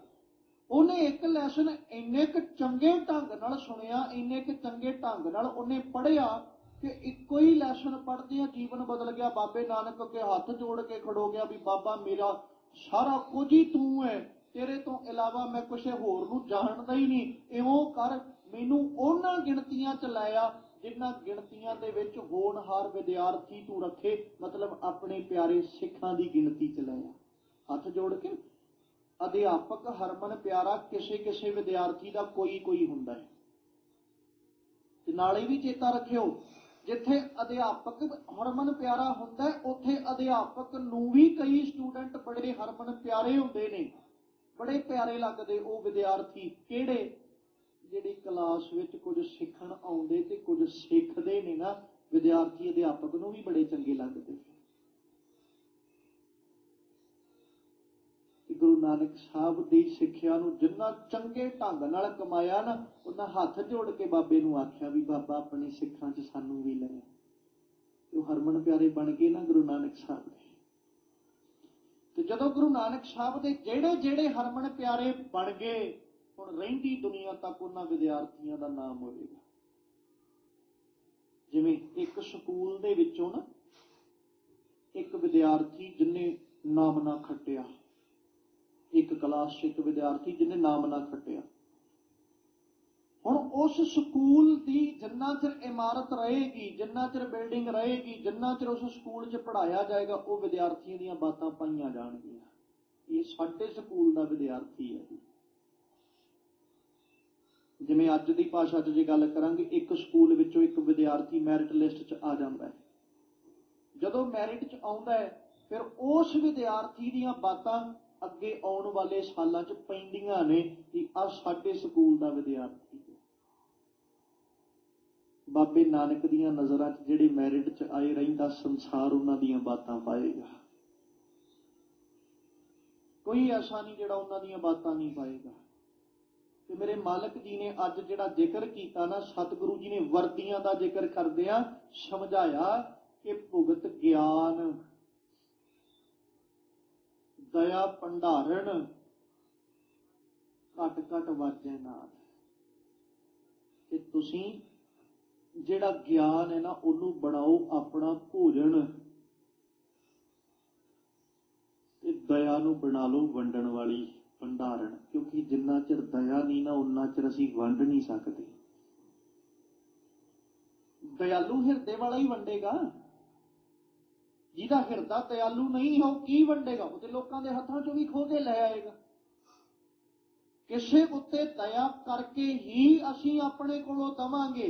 जे साडे हिरदे विच दया नहीं ना, असीं अपने कोलों देना ते की हो सकदा है? असीं खुदाया दे मालक होइए ते ओहदे हत्थ विचों भी खो के लै आईए। गुरु नानक साहब कहते भाई भोजन बनाओ ज्ञान नूं, ते जिहड़ी भोजन वंडण वाली है बना लो अपनी दया। ते हुण वंडण तो पहला एक बैल भी वजाई जानी, जिहदे नाल सारिआं नूं अलर्ट कीता जाना भी आ जाओ भोजन तैयार है। मालक कहते वो बना लो घट घट वाजै नाद। सारिआं दे विच एक रब नूं वेखणा, वो अपनियां सिंगियां बना लो, जिधर भी झात मारो उधर एक अकाल पुरख परमेश्वर नजर आवे। हुण इहदे विच जदों जिक्र करांगे, पहलों वर्दी का जिक्र 28ਵੀਂ पौड़ी च गुरु साहब ने करता। मुंदा संतोख श्रम पत झोली ध्यान की करै, विभूत खिंथा काल कुआरी काया जुगत डंडा प्रतीत आई पंथी सगल जमाती मन जीतै जग जीत। ये सारी वर्दी है। हुण ये वर्दी वालियां कोल जीवन विच होना की चाहिए? सतगुरु कहंदे तुहाडा भोजन तुहाडा ज्ञान होवे। जिवें धर्म की वर्दी वखरी वखरी है ना, जिथे धर्म की वर्दी वखरी है उत्थे चेता रखियो धर्म का भोजन भी वखरा वखरा है। हर धर्म ने भोजन वखरा वखरा दिता। इत्थे सतगुरु जी कहंदे तुहाडे कोल भाई जिहड़ी वर्दी तुसीं धारण कीती ना, उस वर्दी मुताबक तुहाडा भोजन आ बन जाए। ज्ञान का तुहाडे कोल भोजन होवे, वंडण वाला वरतावा जिहड़ा ना वो तुहाडी होवे दया ते नाल। फिर वंडण लग्या वितकरा थोड़ी करीदा। आपां जदों रहत मर्यादा पढ़ते हैं, रहत मर्यादा के अंदर कड़ाह प्रसाद का जो कंसैप्ट आएगा, चैप्टर आएगा, उन्होंने कदे पढ़ियो। ਉਹਦੇ ਵਿੱਚ ना ਪਹਿਲੋਂ ਤੇ सारा तैयार करन दी विधि, फिर किवें कड़ाह प्रसाद ਨੂੰ ਪ੍ਰਵਾਨ करना ਉਹ विधि, उस तो बाद नाल जिक्र ਇਹ भी किया गया ਵਰਤਾਉਣ ਲੱਗਿਆਂ ਵਰਤਾਵਾ ਵਰਤਾਉ ਕਿਸੇ ਨਾਲ ਵਿਤਕਰਾ ना करे, ਸਾਰਿਆਂ ਨੂੰ ਇੱਕ ਸਮਾਨ ਵੰਡੇ, बराबर वंडे। ਵਰਤਾਵੇ ਵਿਤਕਰੇ ਕਰਦੇ कदे चंगे नहीं लगते। ਤੇ ਵਰਤਾ ਹੀ ਸਕਦਾ ਜਿਹੜਾ ਸਮਬਿਰਤੀ ਦਾ ਮਾਲਕ है। ਵਿਤਕਰਾ ਰੱਖਣ ਵਾਲਿਆਂ ਨੂੰ ਵਰਤਾਵਾ नहीं किया जा सकता। ਉਹ ਕੀ ਕਿਸੇ ਨੂੰ ਵਰਤਾਉਣ ਲੱਗਿਆਂ ਬਹੁਤਾ ਦੇ ਦਿਓ ਤੇ ਕਿਸੇ ਨੂੰ ਵਰਤਾਉਣ ਲੱਗਿਆਂ ਘੱਟ ਦੇ ਦਿਓ। ਵਰਤਾਉਣ ਲੱਗਾ ਵਰਤਾਵਾ ਕਦੇ ਸਰੂਪ ਦੇਖ ਕੇ ਨਹੀਂ ਵਰਤਾਉਂਦਾ। ਉਹਦਾ ਜ਼ਿੰਮੇਵਾਰੀ ਹੈ ਕਿ ਜਿਹੜਾ ਮੇਰੇ ਸਾਹਮਣੇ ਆ ਕੇ ਮੇਰੇ ਤੋਂ ਲੈਣ ਵਾਸਤੇ ਖੜੋਤਾ, ਮੈਂ ਇੱਕ ਸਮਾਨ ਵਰਤਾਵਾਂ, ਕੋਈ ਹੋਵੇ। ਜਿਹੜਾ ਮਰਜ਼ੀ ਚੱਲ ਕੇ ਆ ਜਾਏ। ਮੇਰੇ ਸਾਹਿਬ ਜੀ ਨੇ ਆਖਿਆ ਖਿੰਦੇ ਘੱਟ ਘੱਟ ਵਾਜੇ ਨਾਦ। ਹੁਣ ਇਹ ਹੈ ਜਿਹਨੇ ਵਰਤਾਉਣਾ ਨਾ, ਉਹਦੇ ਕੋਲ ਆ ਸਿੰਗੀ ਵਜਾਉਣੀ ਵੀ ਤੇ ਹੈ ਨਾ, ਨਾਦ ਵਜਾ ਕੇ। ਜਿਵੇਂ ਆਪਾਂ ਗੁਰੂ ਕੇ ਸਿੱਖਾਂ ਦਾ ਇਤਿਹਾਸ ਪੜ੍ਹਦੇ ਹਾਂ, ਜੰਗਾਂ ਕਰਨੀਆਂ ਸਾਰਾ ਦਿਨ, ਸਵੇਰ ਤੋਂ ਲੈ ਕੇ ਸ਼ਾਮ ਤੱਕ ਜੰਗ ਕਰਨੀ, ਸ਼ਾਮੀ ਦੇਗੇ ਤਿਆਰ ਹੋਣੇ, ਲੰਗਰ ਤਿਆਰ ਹੋਣਾ, ਨਗਾਰਿਆਂ ਤੇ ਚੋਟ ਮਾਰ ਕੇ ਆਖਣਾ ਭਾਈ ਆ ਜਾਓ ਲੋੜਵੰਦ ਜੇ ਕੋਈ ਹੈ ਤੇ ਅਸੀਂ ਪ੍ਰਸ਼ਾਦਾ ਤਿਆਰ ਕੀਤਾ, ਬੈਠੋ ਪੰਗਤਾਂ 'ਚ ਛਕੋ। ਕਈ ਵਾਰ ਨਾ ਇਹ ਇਤਿਹਾਸ ਪੜ੍ਹ ਕੇ ਹੈਰਾਨੀ ਹੁੰਦੀ, ਸਾਡੀ ਤੇ ਕਿਤੇ ਰਤਾ ਮਾਤਰ ਕਿਸੇ ਨਾਲ ਈਰਖਾ ਹੋਵੇ, ਅਸੀਂ ਤੇ ਮੂੰਹ ਵੱਟ ਕੇ ਲੰਘ ਜੀਦਾ ਪਾਸੇ ਵੀ ਮੈਂ ਇਹਨੂੰ ਬੁਲਾਉਂਦਾ ਨਹੀਂ। ਈਰਖਾ ਹੈ ਸਿਰਫ ਰਤਾ ਮਾਤਰ, ਗੱਲ ਕੋਈ ਨਹੀਂ, ਸਿਰਫ ਰਤਾ ਮਾਤਰ ਮਨ 'ਚ ਕਿਤੇ ਈਰਖਾ ਦਾ ਬੀਜ ਪਿਆ ਹੋਏਗੀ। ਕਿਤੇ ਕੋਈ 5 ਸਾਲ 10 ਸਾਲ ਪਹਿਲਾਂ ਦੀ ਬਾਤ, ਵੀ ਉਸੇ ਬਾਤ ਨੂੰ ਚੇਤੇ ਰੱਖ ਕੇ ਅਸੀਂ ਮੂੰਹ ਘੁਮਾ ਕੇ ਲੰਘ ਜੀਦਾ ਵੀ ਨਹੀਂ ਮੈਂ ਇਹਦੇ ਨਾਲ ਬੋਲਦਾ ਨਹੀਂ। ਈਰਖਾ। ਸਦਕੇ ਜਾਈਏ ਸਤਿਗੁਰੂ ਤੇਰੇ ਸਿੱਖਾਂ ਤੋਂ ਕਿੱਡਾ ਵੱਡਾ ਜਿਗਰਾ ਲੈ ਕੇ ਬੈਠੇ ਹੋਣਗੇ, ਤੇਰੇ ਤੋਂ ਕੁਰਬਾਨ ਜਾਈਏ, ਤੂੰ ਕਿੱਡਾ ਵੱਡਾ ਜਿਗਰਾ ਲੈ, ਜਿਹੜੇ ਸਵੇਰ ਤੋਂ ਲੈ ਕੇ ਸ਼ਾਮ ਤੱਕ ਤੁਹਾਡੇ ਨਾਲ ਲੜ ਰਹੇ ਨੇ, ਸ਼ਾਮਾਂ ਨੂੰ ਤੁਸੀਂ ਪ੍ਰਸ਼ਾਦਾ ਤਿਆਰ ਕਰਕੇ ਨਗਾਰਾ ਵਜਾ ਕੇ ਉਹਨਾਂ ਨੂੰ ਹੀ ਜਗਾਈ ਜਾਂਦੇ ਹੋ। ਵਰਤਾਵਾ ਤੇ ਐਸਾ ਹੀ ਹੋਣਾ ਚਾਹੀਦਾ। ਕਿੱਡੀ ਹੈਰਾਨੀ ਦੀ ਗੱਲ ਹੈ, ਜਦੋਂ ਭਾਈ ਕਨ੍ਹਈਆ ਜੀ ਜਲ ਵਰਤਾ ਰਹੇ ਨੇ, ਕਿੰਨਾਂ ਨੂੰ ਵਰਤਾ ਰਹੇ? ਜਿਹੜੇ ਸਾਰਾ ਦਿਨ ਲੜ ਰਹੇ ਨੇ। ਹੁਣ ਸਿੱਖ ਲੜ ਰਹੇ, ਸਿੱਖਾਂ ਨੂੰ ਵਰਤਾਇਆ ਜਾ ਰਿਹਾ ਜਲ, ਉਹਨਾਂ ਨੂੰ ਛਕਾਉਣਾ ਕਿਉਂਕਿ ਉਸ ਪਾਸੇ ਤੋਂ ਨੇ। ਸਾਹਮਣੇ ਜਿਹੜੇ ਵੈਰੀ ਜੇ ਆਪਣੇ ਸਾਥੀਆਂ ਨੂੰ ਮਾਰ ਰਹੇ, ਮੌਤ ਦੇ ਘਾਟ ਉਤਾਰ ਰਹੇ ਨੇ, ਸਿੱਖਾਂ ਦਾ ਮੁਕਾਬਲਾ ਕਰ ਰਹੇ, ਸਿੱਖਾਂ ਨੂੰ ਫੱਟੜ ਕਰ ਰਹੇ ਨੇ, ਜੇ ਉਹ ਕਿਤੇ ਹੱਥ ਅੱਡ ਕੇ ਕਹਿੰਦੇ ਉਹ ਜਲ ਛਕਣਾ, ਅਸੀਂ ਵੀ ਜਲ ਪੀਣਾ ਚਾਹੁੰਦੇ ਹਾਂ, ਭਾਈ ਕਨ੍ਹਈਆ ਮਸ਼ਕ ਚੁੱਕੀ ਦੌੜੀ ਜਾਂਦਾ ਕਿ ਆ ਲੈ ਸੱਜਣਾ, ਜੇ ਤੂੰ ਜਲ ਮੰਗਿਆ ਤੇ ਮੇਰੀ ਜ਼ਿੰਮੇਵਾਰੀ ਬਣਦੀ ਮੈਂ ਤੈਨੂੰ ਵੀ ਸਿਖਾਵਾਂ, ਕਿਉਂਕਿ ਮੇਰੇ ਗੁਰੂ ਨੇ ਵਿਤਕਰਾ ਨਹੀਂ ਸਿਖਾਇਆ।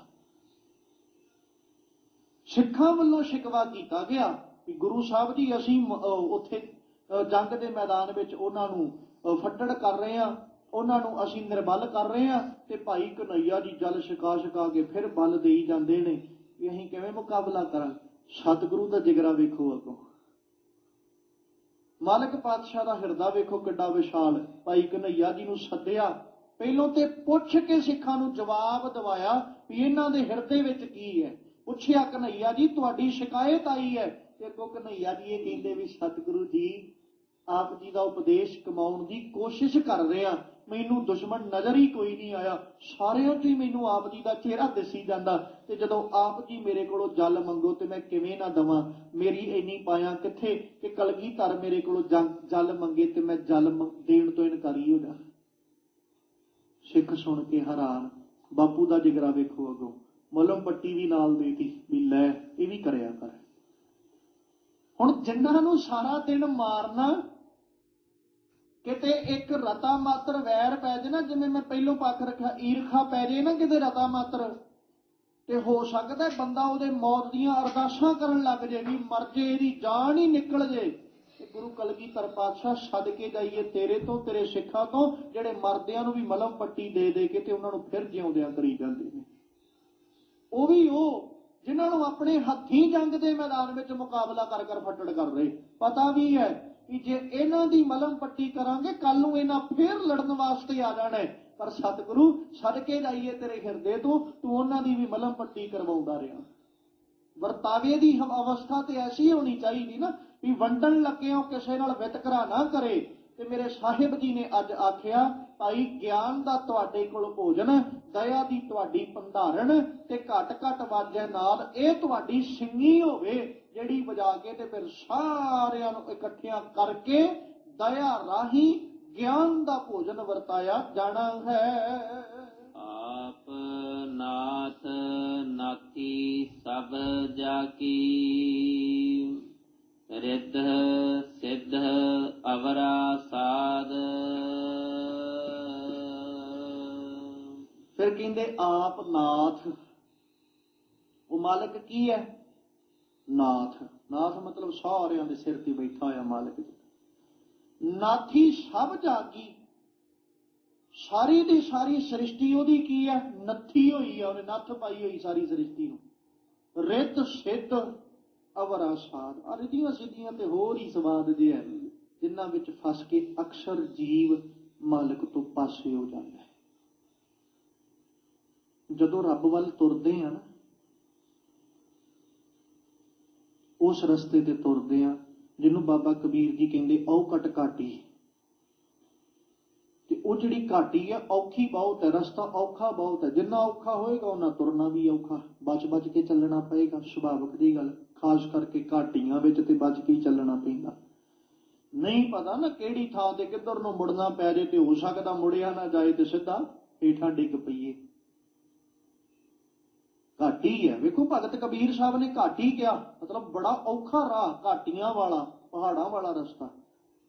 ਤੇ ਉਹ ਜਿਹੜਾ ਪਹਾੜੀ ਰਾਹ ਨਾ, ਉਹਦੇ ਤੇ ਹਰ ਬੰਦੇ ਦੇ ਵੱਸ ਦੀ ਗੱਲ ਨਹੀਂ। ਇੱਕ ਡਰਾਈਵਰ ਹੈ ਜਿਹੜਾ ਡਰਾਈਵ ਕਰਦਾ ਹੈ, ਉਹ ਸਿੱਧੀਆਂ ਸੜਕਾਂ ਤੇ ਹਰ ਕੋਈ ਚਲਾਈ ਜਾਂਦਾ ਹੈ, ਪਰ ਜਿਹੜੇ ਪਹਾੜਾਂ ਵਿੱਚ ਚਲਾਉਣ ਵਾਲੇ ਨੇ ਉਹ ਫਿਰ ਸਪੈਸ਼ਲੀ ਡਰਾਈਵਰ ਨੇ, ਜਿਹੜੇ ਕੇਵਲ ਪਹਾੜਾਂ 'ਚ ਹੀ ਚਲਾਉਂਦੇ ਨੇ ਗੱਡੀਆਂ ਨੂੰ। ਜੇ ਕੋਈ ਆਮ ਇਨਸਾਨ ਉਧਰ ਨੂੰ ਜਾਵੇ ਤੇ ਉਹ ਆਪਣੇ ਨਾਲ ਐਕਸਪਰਟ ਲੈ ਕੇ ਜਾਂਦਾ ਹੈ, ਭਾਈ ਤੂੰ ਸਾਡੀ ਗੱਡੀ ਤੂੰ ਡਰਾਈਵ ਕਰਨੀ, ਅਸੀਂ ਉਹ ਰਾਹ 'ਚੋਂ ਜਾਣਾ। ਮਤਲਬ ਆਮ ਬੰਦੇ ਦੇ ਵੱਸ ਦੀ ਗੱਲ ਨਹੀਂ ਹੈ ਘਾਟੀਆਂ ਵਿੱਚ ਤੁਰਨਾ ਜਾਂ ਘਾਟੀਆਂ ਵਿੱਚ ਡਰਾਈਵ ਕਰਨਾ। ਮੇਰੇ ਸਾਹਿਬ ਜੀ ਨੇ ਆਖਿਆ, ਕਹਿੰਦੇ ਉਹ ਮੇਰਾ ਮਾਲਕ ਆਪ ਨਾਥ ਹੈ, ਸਾਰੀ ਸ੍ਰਿਸ਼ਟੀ ਨੂੰ ਉਹਨੇ ਨੱਥਿਆ ਹੋਇਆ। ਬਾਕੀ ਆ ਰਿੱਧ ਸਿੱਧ ਜਿਹੜੀਆਂ ਨਾ, ਇਹ ਰਸਤੇ 'ਚ ਆਉਣ ਵਾਲੀਆਂ ਰੁਕਾਵਟਾਂ ਨੇ, ਜਿਨ੍ਹਾਂ ਤੋਂ ਬਚ ਕੇ ਤੇ ਅਸੀਂ ਉਹ ਘਾਟੀ ਦੀ ਮੰਜ਼ਿਲ ਤੇ ਪਹੁੰਚਣਾ ਹੈ, ਜਿਸ ਘਾਟੀ ਦੇ ਰਾਹ ਤੇ ਅਸੀਂ ਤੁਰ ਰਹੇ ਹਾਂ। ਜਿਸ ਰਸਤੇ ਤੇ ਮਤਲਬ ਮੰਜ਼ਿਲ ਤੇ ਪਹੁੰਚਣਾ ਹੋਵੇ ਉਹ ਪਹਾੜੀ ਰਾਹ ਹੋਵੇ, ਆਪਾਂ ਕਦੇ ਘਾਟੀਆਂ ਦੇ ਉੱਤੇ ਜਾ ਕੇ ਤਾਂ ਨਹੀਂ ਬਹਿ ਜਾਂਦੇ ਵੀ ਬਸ ਆਹ ਸਾਡੀ ਮੰਜ਼ਿਲ ਆ ਗਈ। ਫਿਰ ਵੀ ਤੈਅ ਪੈਂਡਾ ਕਰੀਦਾ ਨਾ ਮੰਜ਼ਿਲ ਤੱਕ ਪਹੁੰਚਣ ਲਈ। ਪੈਂਡਾ ਤੈਅ ਕਰਕੇ ਫਿਰ ਮੰਜ਼ਿਲ ਮਿਲਦੀ, ਉਹ ਤੋਂ ਬਿਨਾਂ ਮੰਜ਼ਿਲ ਨਹੀਂ ਮਿਲਦੀ। ਗੁਰੂ ਸਾਹਿਬ ਕਹਿੰਦੇ ਰਿੱਧ ਸਿੱਧ ਜਿਹੜੀ ਨਾ, ਇਹ ਆਉਣ ਵਾਲੀਆਂ ਰਾਹ 'ਚ ਰੁਕਾਵਟਾਂ ਨੇ, ਹੋਰ ਸਵਾਦ ਹੈ ਇਹ। ਜਾਂ ਇਉਂ ਕਹਿ ਸਕਦੇ ਹਾਂ ਕਿ ਪੈਂਡਾ ਤੈਅ ਕਰਦਿਆਂ ਅਸੀਂ ਬੜਾ ਲੰਮਾ ਪੈਂਡਾ ਤੈਅ ਕਰ ਲਿਆ, ਸਾਰਾ ਹੀ ਲੰਘ ਗਏ, ਬਸ ਇੱਕ ਆਹੀ ਮੋੜ ਹੈ ਜਿਸ ਮੋੜ ਤੋਂ ਬਾਅਦ ਅੱਗੇ ਸਾਡੀ ਮੰਜ਼ਿਲ ਹੈ। ਤੇ ਅਕਸਰ ਜੀਵ ਇਸੇ ਮੋੜ ਤੋਂ ਪਿੱਛੇ ਡਿੱਗ ਪੈਂਦੇ ਨੇ। ਕਿਤੇ ਰਿੱਧੀਆਂ ਸਿੱਧੀਆਂ ਮਿਲ ਜਾਣ, ਬੰਦਾ ਕਹਿੰਦਾ ਵੀ ਬਸ ਹੁਣ ਮੈਂ ਜੋ ਕਹਿਦਾ ਪੂਰਾ ਹੋ ਜਾਂਦਾ, ਹੋਰ ਮੈਨੂੰ ਕੀ ਚਾਹੀਦਾ, ਮੈਂ ਤੇ ਖੁਦ ਰੱਬ ਬਣ ਗਿਆ। ਤੇ ਜਦੋਂ ਮੈਂ ਖੁਦ ਰੱਬ ਬਣ ਗਿਆ ਤੇ ਹੁਣ ਮੈਂ ਰੱਬ ਦੀ ਆਰਾਧਨਾ ਕਿਉਂ ਕਰਨੀ ਹੈ? ਬਸ ਇੱਥੇ ਆ ਕੇ ਭੁਲੇਖਾ ਖਾ ਜਾਂਦਾ ਤੇ ਘਾਟੀ ਵਿੱਚ ਡਿੱਗ ਪੈਂਦਾ। ਮੇਰੇ ਸਾਹਿਬ ਕਹਿੰਦੇ ਉਹ ਆਪ ਨਾਥ ਹੈ, ਉਹਨੇ ਸਾਰੀ ਸ੍ਰਿਸ਼ਟੀ ਨੂੰ ਨੱਥਿਆ ਹੋਇਆ, ਆਪਣੇ ਅਧੀਨ ਕੀਤਾ ਹੋਇਆ। ਉਹਦੇ ਨੱਥ ਤੋਂ ਬਿਨਾਂ ਸ੍ਰਿਸ਼ਟੀ ਵਿੱਚ ਕੋਈ ਨਹੀਂ ਹੈ ਜਿਹਨੂੰ ਉਹਨੇ ਨੱਥ ਨਾ ਪਾਈ ਹੋਵੇ। ਹਰ ਇੱਕ ਬੰਦੇ ਉੱਤੇ ਉਹ ਨੱਥ ਆਪਣੀ ਪਾ ਕੇ ਬੈਠਾ, ਕੱਲੇ ਕੱਲੇ ਦੇ ਨੱਕ ਵਿੱਚ ਨਕੇਲ ਪਾਈ ਹੋਈ ਹੈ ਉਹਨੇ। ਕਿਉਂਕਿ ਜਾਨਵਰ ਜਿਹੜੇ ਰੱਖਦੇ ਨੇ ਨਾ ਪਿੰਡਾਂ ਵਾਲੇ, ਉਹਨਾਂ ਨੂੰ ਪੁੱਛ ਕੇ ਵੇਖੋ, ਜਿਸ ਜਾਨਵਰ ਦੀ, ਕਿਉਂਕਿ ਉਹਨਾਂ ਨੂੰ ਪਹਿਚਾਨ ਹੈ, ਜਿਹੜੇ ਜਾਨਵਰ ਨੇ ਉਹ ਸਾਡੇ ਕਾਬੂ ਵਿੱਚ ਆਉਣ ਤੋਂ ਪਹਿਲਾਂ, ਮਤਲਬ ਜਿੰਨਾ ਚਿਰ ਉਹ ਸਰੀਰਕ ਤੌਰ ਤੇ ਬਹੁਤਾ ਬਲੀ ਨਹੀਂ ਨਾ, ਉਹ ਉਦੋਂ ਪਹਿਲਾਂ ਹੀ ਉਹਨੂੰ ਆਪਣੇ ਕਾਬੂ ਵਿੱਚ ਕਰਨ ਦਾ ਕੋਈ ਨਾ ਕੋਈ ਜ਼ਰੀਆ ਬਣਾ ਲੈਂਦੇ। ਪਤਾ ਹੈ ਵੀ ਜੇ ਇਹਨੂੰ ਅਸੀਂ ਕਾਬੂ ਵਿੱਚ ਕਰਨ ਦਾ ਕੋਈ ਜ਼ਰੀਆ ਨਾ ਬਣਾਇਆ, ਇਹਨੇ ਮੁੜ ਕੇ ਸਾਡੇ ਕਾਬੂ ਵਿੱਚ ਆਉਣਾ ਵੀ ਕੋਈ ਨਹੀਂ। ਤੇ ਫਿਰ ਕੀ ਹੁੰਦਾ, ਜਿਹਨੂੰ ਬਾਣੀ ਵਿੱਚ ਨਾ ਭੈਂਸਾ ਕਰਕੇ ਲਫ਼ਜ਼ ਵਰਤਿਆ, ਤੇ ਉਹ ਜਦੋਂ ਅਮੋੜ ਬਣ ਜਾਂਦਾ ਨਾ, ਅਮੂਹਾ ਹੋ ਜਾਂਦਾ ਜਦੋਂ, ਤੇ ਉਦੋਂ ਫਿਰ ਉਹਨੂੰ ਸਾਂਭਿਆ ਨਹੀਂ ਜਾਂਦਾ। ਤੇ ਉਹਨੂੰ ਸਾਂਭਣ ਦੇ ਲਈ ਫਿਰ ਕੀ ਕੀਤਾ ਹੁੰਦਾ, ਉਹਦੇ ਨੱਕ 'ਚ ਨਕੇਲ ਪਾਈ ਹੁੰਦੀ, ਤਾਂ ਜੋ ਇਹ ਕਿਤੇ ਬੇਕਾਬੂ ਹੋਣ ਦੀ ਕੋਸ਼ਿਸ਼ ਕਰੇ, ਇਹਦੀ ਨਕੇਲ ਤੋਂ ਫੜ ਕੇ ਅਸੀਂ ਕਾਬੂ 'ਚ ਕਰ ਲਈਏ। ਹੋਰ ਕੋਈ ਤਰੀਕਾ ਨਹੀਂ ਕਾਬੂ ਵਿੱਚ ਕਰਨ ਦਾ। ਤੇ ਅਕਾਲ ਪੁਰਖ ਪਰਮੇਸ਼ਵਰ ਨੇ ਵੀ ਏਦਾਂ ਹੀ ਸਾਰਿਆਂ ਦੇ ਨੱਕ 'ਚ ਨਕੇਲਾਂ ਪਾਈਆਂ। ਉਹਦੇ ਨੱਕ 'ਚ ਨਕੇਲ ਪਾਈ, ਉਹਦਾ ਮਾਲਕ ਉਹਨੂੰ ਜਿਵੇਂ ਹੁਕਮ ਦਿੰਦਾ ਉਸ ਭੈਂਸੇ ਨੂੰ ਤੁਰਨਾ ਪੈਂਦਾ ਹੈ। ਇਨਸਾਨ ਦੇ ਨੱਕ 'ਚ ਨਕੇਲ ਰੱਬ ਨੇ ਹੁਕਮ ਦੀ ਪਾਈ ਹੈ, ਰੱਬ ਜਿਹੜੇ ਪਾਸੇ ਨੂੰ ਖਿੱਚ ਲੈਂਦਾ ਨਕੇਲ, ਉਸੇ ਪਾਸੇ ਨੂੰ ਮੁੜਨਾ ਪੈਂਦਾ ਹੈ। ਖੈਰ ਸਾਹਿਬ ਕਹਿੰਦੇ ਉਹ ਨਾਥ ਹੈ, ਸਾਰਿਆਂ ਨੂੰ ਉਹਨੇ ਨੱਥਿਆ ਹੋਇਆ। ਤੇ ਰਿੱਧ ਸਿੱਧ ਜਿਹੜੇ ਉਹ ਬਾਕੀ ਕੇਵਲ ਸਾਧ ਨੇ, ਜਿਨ੍ਹਾਂ ਸਵਾਦਾਂ ਵਿੱਚ ਫਸਿਆ ਜੀਵ ਕਈ ਵਾਰ ਪਰਮੇਸ਼ਵਰ ਤੋਂ ਵੀ ਦੂਰੀ ਬਣਾ ਲੈਂਦਾ ਹੈ। ਸੰਜੋਗ ਵਿਜੋਗ ਦੋਏ ਕਾਰ ਚਲਾਵਹਿ, ਲੇਖੇ ਆਵਹਿ ਭਾਗ। ਸੰਜੋਗ ਤੇ ਵਿਜੋਗ, ਸੰਜੋਗ ਮਿਲਾਪ, ਵਿਜੋਗ ਵਿਛੋੜਾ, ਇਹ ਦੋ ਚੀਜ਼ਾਂ ਨੇ ਜਿਹੜੀਆਂ ਸਾਰੇ ਸੰਸਾਰ ਦੀ ਕਾਰ ਨੂੰ ਚਲਾ ਰਹੀਆਂ। ਕਾਰ ਤੋਂ ਭਾਵ ਖੇਡ ਕਹਿ ਲਓ, ਕਾਰ ਤੋਂ ਭਾਵ ਕੰਮ ਕਹਿ ਲਓ। ਰੱਬ ਨੇ ਸੰਜੋਗ ਤੇ ਵਿਜੋਗ ਬਣਾਇਆ। ਕਈ ਵਾਰ ਅਸੀਂ ਕਿਸੇ ਮਨੁੱਖਾਂ ਦੇ ਨਾਲ ਸੰਜੋਗ ਬਣਾਉਣਾ ਚਾਹੁੰਦੇ ਹਾਂ, ਪਰ ਬਣਦੇ ਨਹੀਂ। ਕਈ ਵਾਰ ਅਸੀਂ ਕਿਸੇ ਨਾਲ ਵਿਜੋਗ ਪਾਉਣਾ ਚਾਹੁੰਦੇ ਹਾਂ, ਵਿਜੋਗ ਨਹੀਂ ਪੈਂਦਾ। ਖੇਡ ਤੇ ਰੱਬ ਦੀ ਬਣਾਈ ਨਾ, ਜਿਹਨੂੰ ਸਤਿਗੁਰੂ ਜੀ ਨੇ ਆਖਿਆ, ਕੋਈ ਜਾਣੈ ਕਵਨ ਇਹਾਂ ਜਗ ਮੀਤ, ਜਿਸ ਹੋਏ ਕਿਰਪਾਲ ਸੋਈ ਬਿਦ ਬੂਝੈ ਤਾਕੀ ਨਿਰਮਲ ਰੀਤ। ਮਾਤ ਪਿਤਾ ਬੰਤਾ ਸੁਤ ਬੰਧਪ, ਇਸ਼ਟ ਮੀਤ ਅਰ ਭਾਈ, ਪੂਰਬ ਜਨਮ ਕੇ ਮਿਲੇ ਸੰਜੋਗੀ ਅੰਤੈ ਕੋ ਨਾ ਸਹਾਈ। ਹੈ ਤੇ ਕਿਤੇ ਨਾ ਕਿਤੇ ਸੰਜੋਗ ਦੀ ਖੇਡ ਹੀ ਨਾ। ਕਿਹੜੇ ਕਿਹੜੇ ਮਨੁੱਖਾਂ ਦਾ ਮੇਲ ਹੁੰਦਾ ਹੈ, ਅਸੀਂ ਸੋਚਿਆ ਵੀ ਨਹੀਂ ਹੁੰਦਾ। ਕਿੰਨੇ ਕਿਸ ਰਾਹ ਉੱਤੇ, ਕਿਸ ਪੈਂਡੇ ਉੱਤੇ, ਕਿਸ ਮੋੜ ਉੱਤੇ, ਕਦੋਂ ਕਿਹਨੇ ਕਿਸ ਵੇਲੇ ਮਿਲ ਜਾਣਾ, ਸੋਚਿਆ ਵੀ ਨਹੀਂ ਅਸੀਂ। ਖੇਡ ਤੇ ਸੰਜੋਗਾਂ ਦੀ ਹੈ ਨਾ। ਸਾਰੀ ਦੀ ਸਾਰੀ ਖੇਡ ਕਾਰ ਜਿਹੜੀ ਉਹ ਸੰਜੋਗ ਚਲਾ ਰਹੇ ਨੇ, ਤੇ ਵਿਜੋਗ ਕਿੰਨੇ ਕਿਸ ਰਸਤੇ ਤੇ, ਕਿਹੜੇ ਮੋੜ ਤੇ, ਕਦੋਂ ਵਿਛੜ ਜਾਣਾ, ਇਹ ਵੀ ਅਸੀਂ ਕਦੇ ਨਹੀਂ ਸੋਚਿਆ ਹੁੰਦਾ। ਕਦੇ ਅਸੀਂ ਆਪਣੀਆਂ ਜ਼ਿੰਦਗੀਆਂ ਨੂੰ ਜਿਉਂਦਿਆਂ ਇਹ ਸੋਚਿਆ ਵੀ ਸਾਡੇ ਜ਼ਿੰਦਗੀ ਦੇ 10 ਸਾਲਾਂ ਬਾਅਦ ਹੋ ਸਕਦਾ ਸਾਡੇ ਤੋਂ ਪਰਿਵਾਰ ਵਿੱਚੋਂ ਆ ਮਨੁੱਖ ਵਿਛੜ ਜਾਣਗੇ? ਕਦੇ ਨਹੀਂ ਸੋਚਿਆ ਅਸੀਂ। ਕੀ ਵਿਛੋੜਾ ਪੈਂਦਾ ਨਹੀਂ? ਜਾਂ ਅਸੀਂ ਆਪਣੇ 10 ਸਾਲ ਜ਼ਿੰਦਗੀਆਂ ਦੇ ਲੰਘਾਏ, 10 ਸਾਲਾਂ ਵਿੱਚ ਸਾਨੂੰ ਆ ਮਨੁੱਖ ਮਿਲੇ, ਆਉਣ ਵਾਲੇ ਸਾਲਾਂ 'ਚ ਸਾਨੂੰ ਕਿਸੇ ਨਹੀਂ ਮਿਲਣਾ, ਕਦੇ ਹੀ ਸੋਚਿਆ? ਪਤਾ ਹੀ ਨਹੀਂ ਲੱਗਦਾ ਕਦੋਂ ਕਿੰਨੇ ਕਿਹੜੇ ਵਕਤ ਕਿੱਥੇ ਮਿਲ ਪੈਣਾ। ਸੰਜੋਗ ਤੇ ਵਿਜੋਗ, ਇਹ ਕਾਰ ਸਮਾਜ ਦੀ ਚੱਲ ਰਹੀ ਤੇ ਰੱਬ ਵੱਲੋਂ ਚਲਾਈ ਹੋਈ ਹੈ। ਮੇਰੇ ਸਾਹਿਬ ਕਹਿੰਦੇ ਸੰਜੋਗ ਵਿਜੋਗ ਦੋਏ ਕਾਰ ਚਲਾਵੇ। ਇਹ ਸੰਸਾਰ ਦਾ ਕੰਮ ਚਲਾ ਰਹੇ ਨੇ। ਮਤਲਬ ਹੁਣ ਕਾਰਜ ਇਸੇ ਤਰ੍ਹਾਂ ਸਾਰੇ ਦਾ ਸਾਰਾ ਸੰਸਾਰ ਰੱਬ ਦੀ ਰਜ਼ਾ ਵਿੱਚ ਹੈ। ਰੱਬ ਦੀ ਰਜ਼ਾ ਵਿੱਚ ਚੱਲਣ ਵਾਲੇ ਮਨੁੱਖਾਂ ਦਾ ਸੰਜੋਗ ਰੱਬ ਆਪ ਬਣਾਉਂਦਾ। ਰੱਬ ਦੀ ਰਜ਼ਾ ਵਿੱਚ ਚੱਲਣ ਵਾਲਿਆਂ ਮਨੁੱਖਾਂ ਦਾ ਵਿਜੋਗ ਵੀ ਆਪ ਪੈ ਜਾਂਦਾ ਹੈ। ਏਦਾਂ ਸਾਰੇ ਮਨੁੱਖ ਸੰਜੋਗ ਤੇ ਵਿਜੋਗ ਦੇ ਆਧਾਰ ਤੇ ਚੱਲ ਰਹੇ। ਕਈ ਵਾਰ ਹੁੰਦਾ ਹੈ ਚੰਗਿਆਂ ਨਾਲੋਂ ਵਿਛੜ ਕੇ ਮਾੜਿਆਂ ਦਾ ਸੰਜੋਗ ਮਿਲ ਜਾਂਦਾ ਹੈ, ਤੇ ਕਈ ਵਾਰੀ ਮਾੜਿਆਂ ਨਾਲੋਂ ਵਿਜੋਗ ਪੈ ਕੇ ਚੰਗਿਆਂ ਦਾ ਸੰਜੋਗ ਵੀ ਬਣ ਜਾਂਦਾ ਹੈ। ਖੇਡ ਤੇ ਇਹਨਾਂ ਹੀ ਚਲਾਉਣੀ ਹੈ। ਪਰ ਸਾਹਿਬ ਜੀ ਨਾਲ ਆਖਦੇ, ਲੇਖੇ ਆਵੇ ਭਾਗ, ਕਰਮਾਂ ਦੇ ਅਨੁਸਾਰ। ਫਿਰ ਸੰਜੋਗ ਵੀ ਉਦਾਂ ਹੀ, ਵਿਜੋਗ ਵੀ ਉਦਾਂ ਹੀ।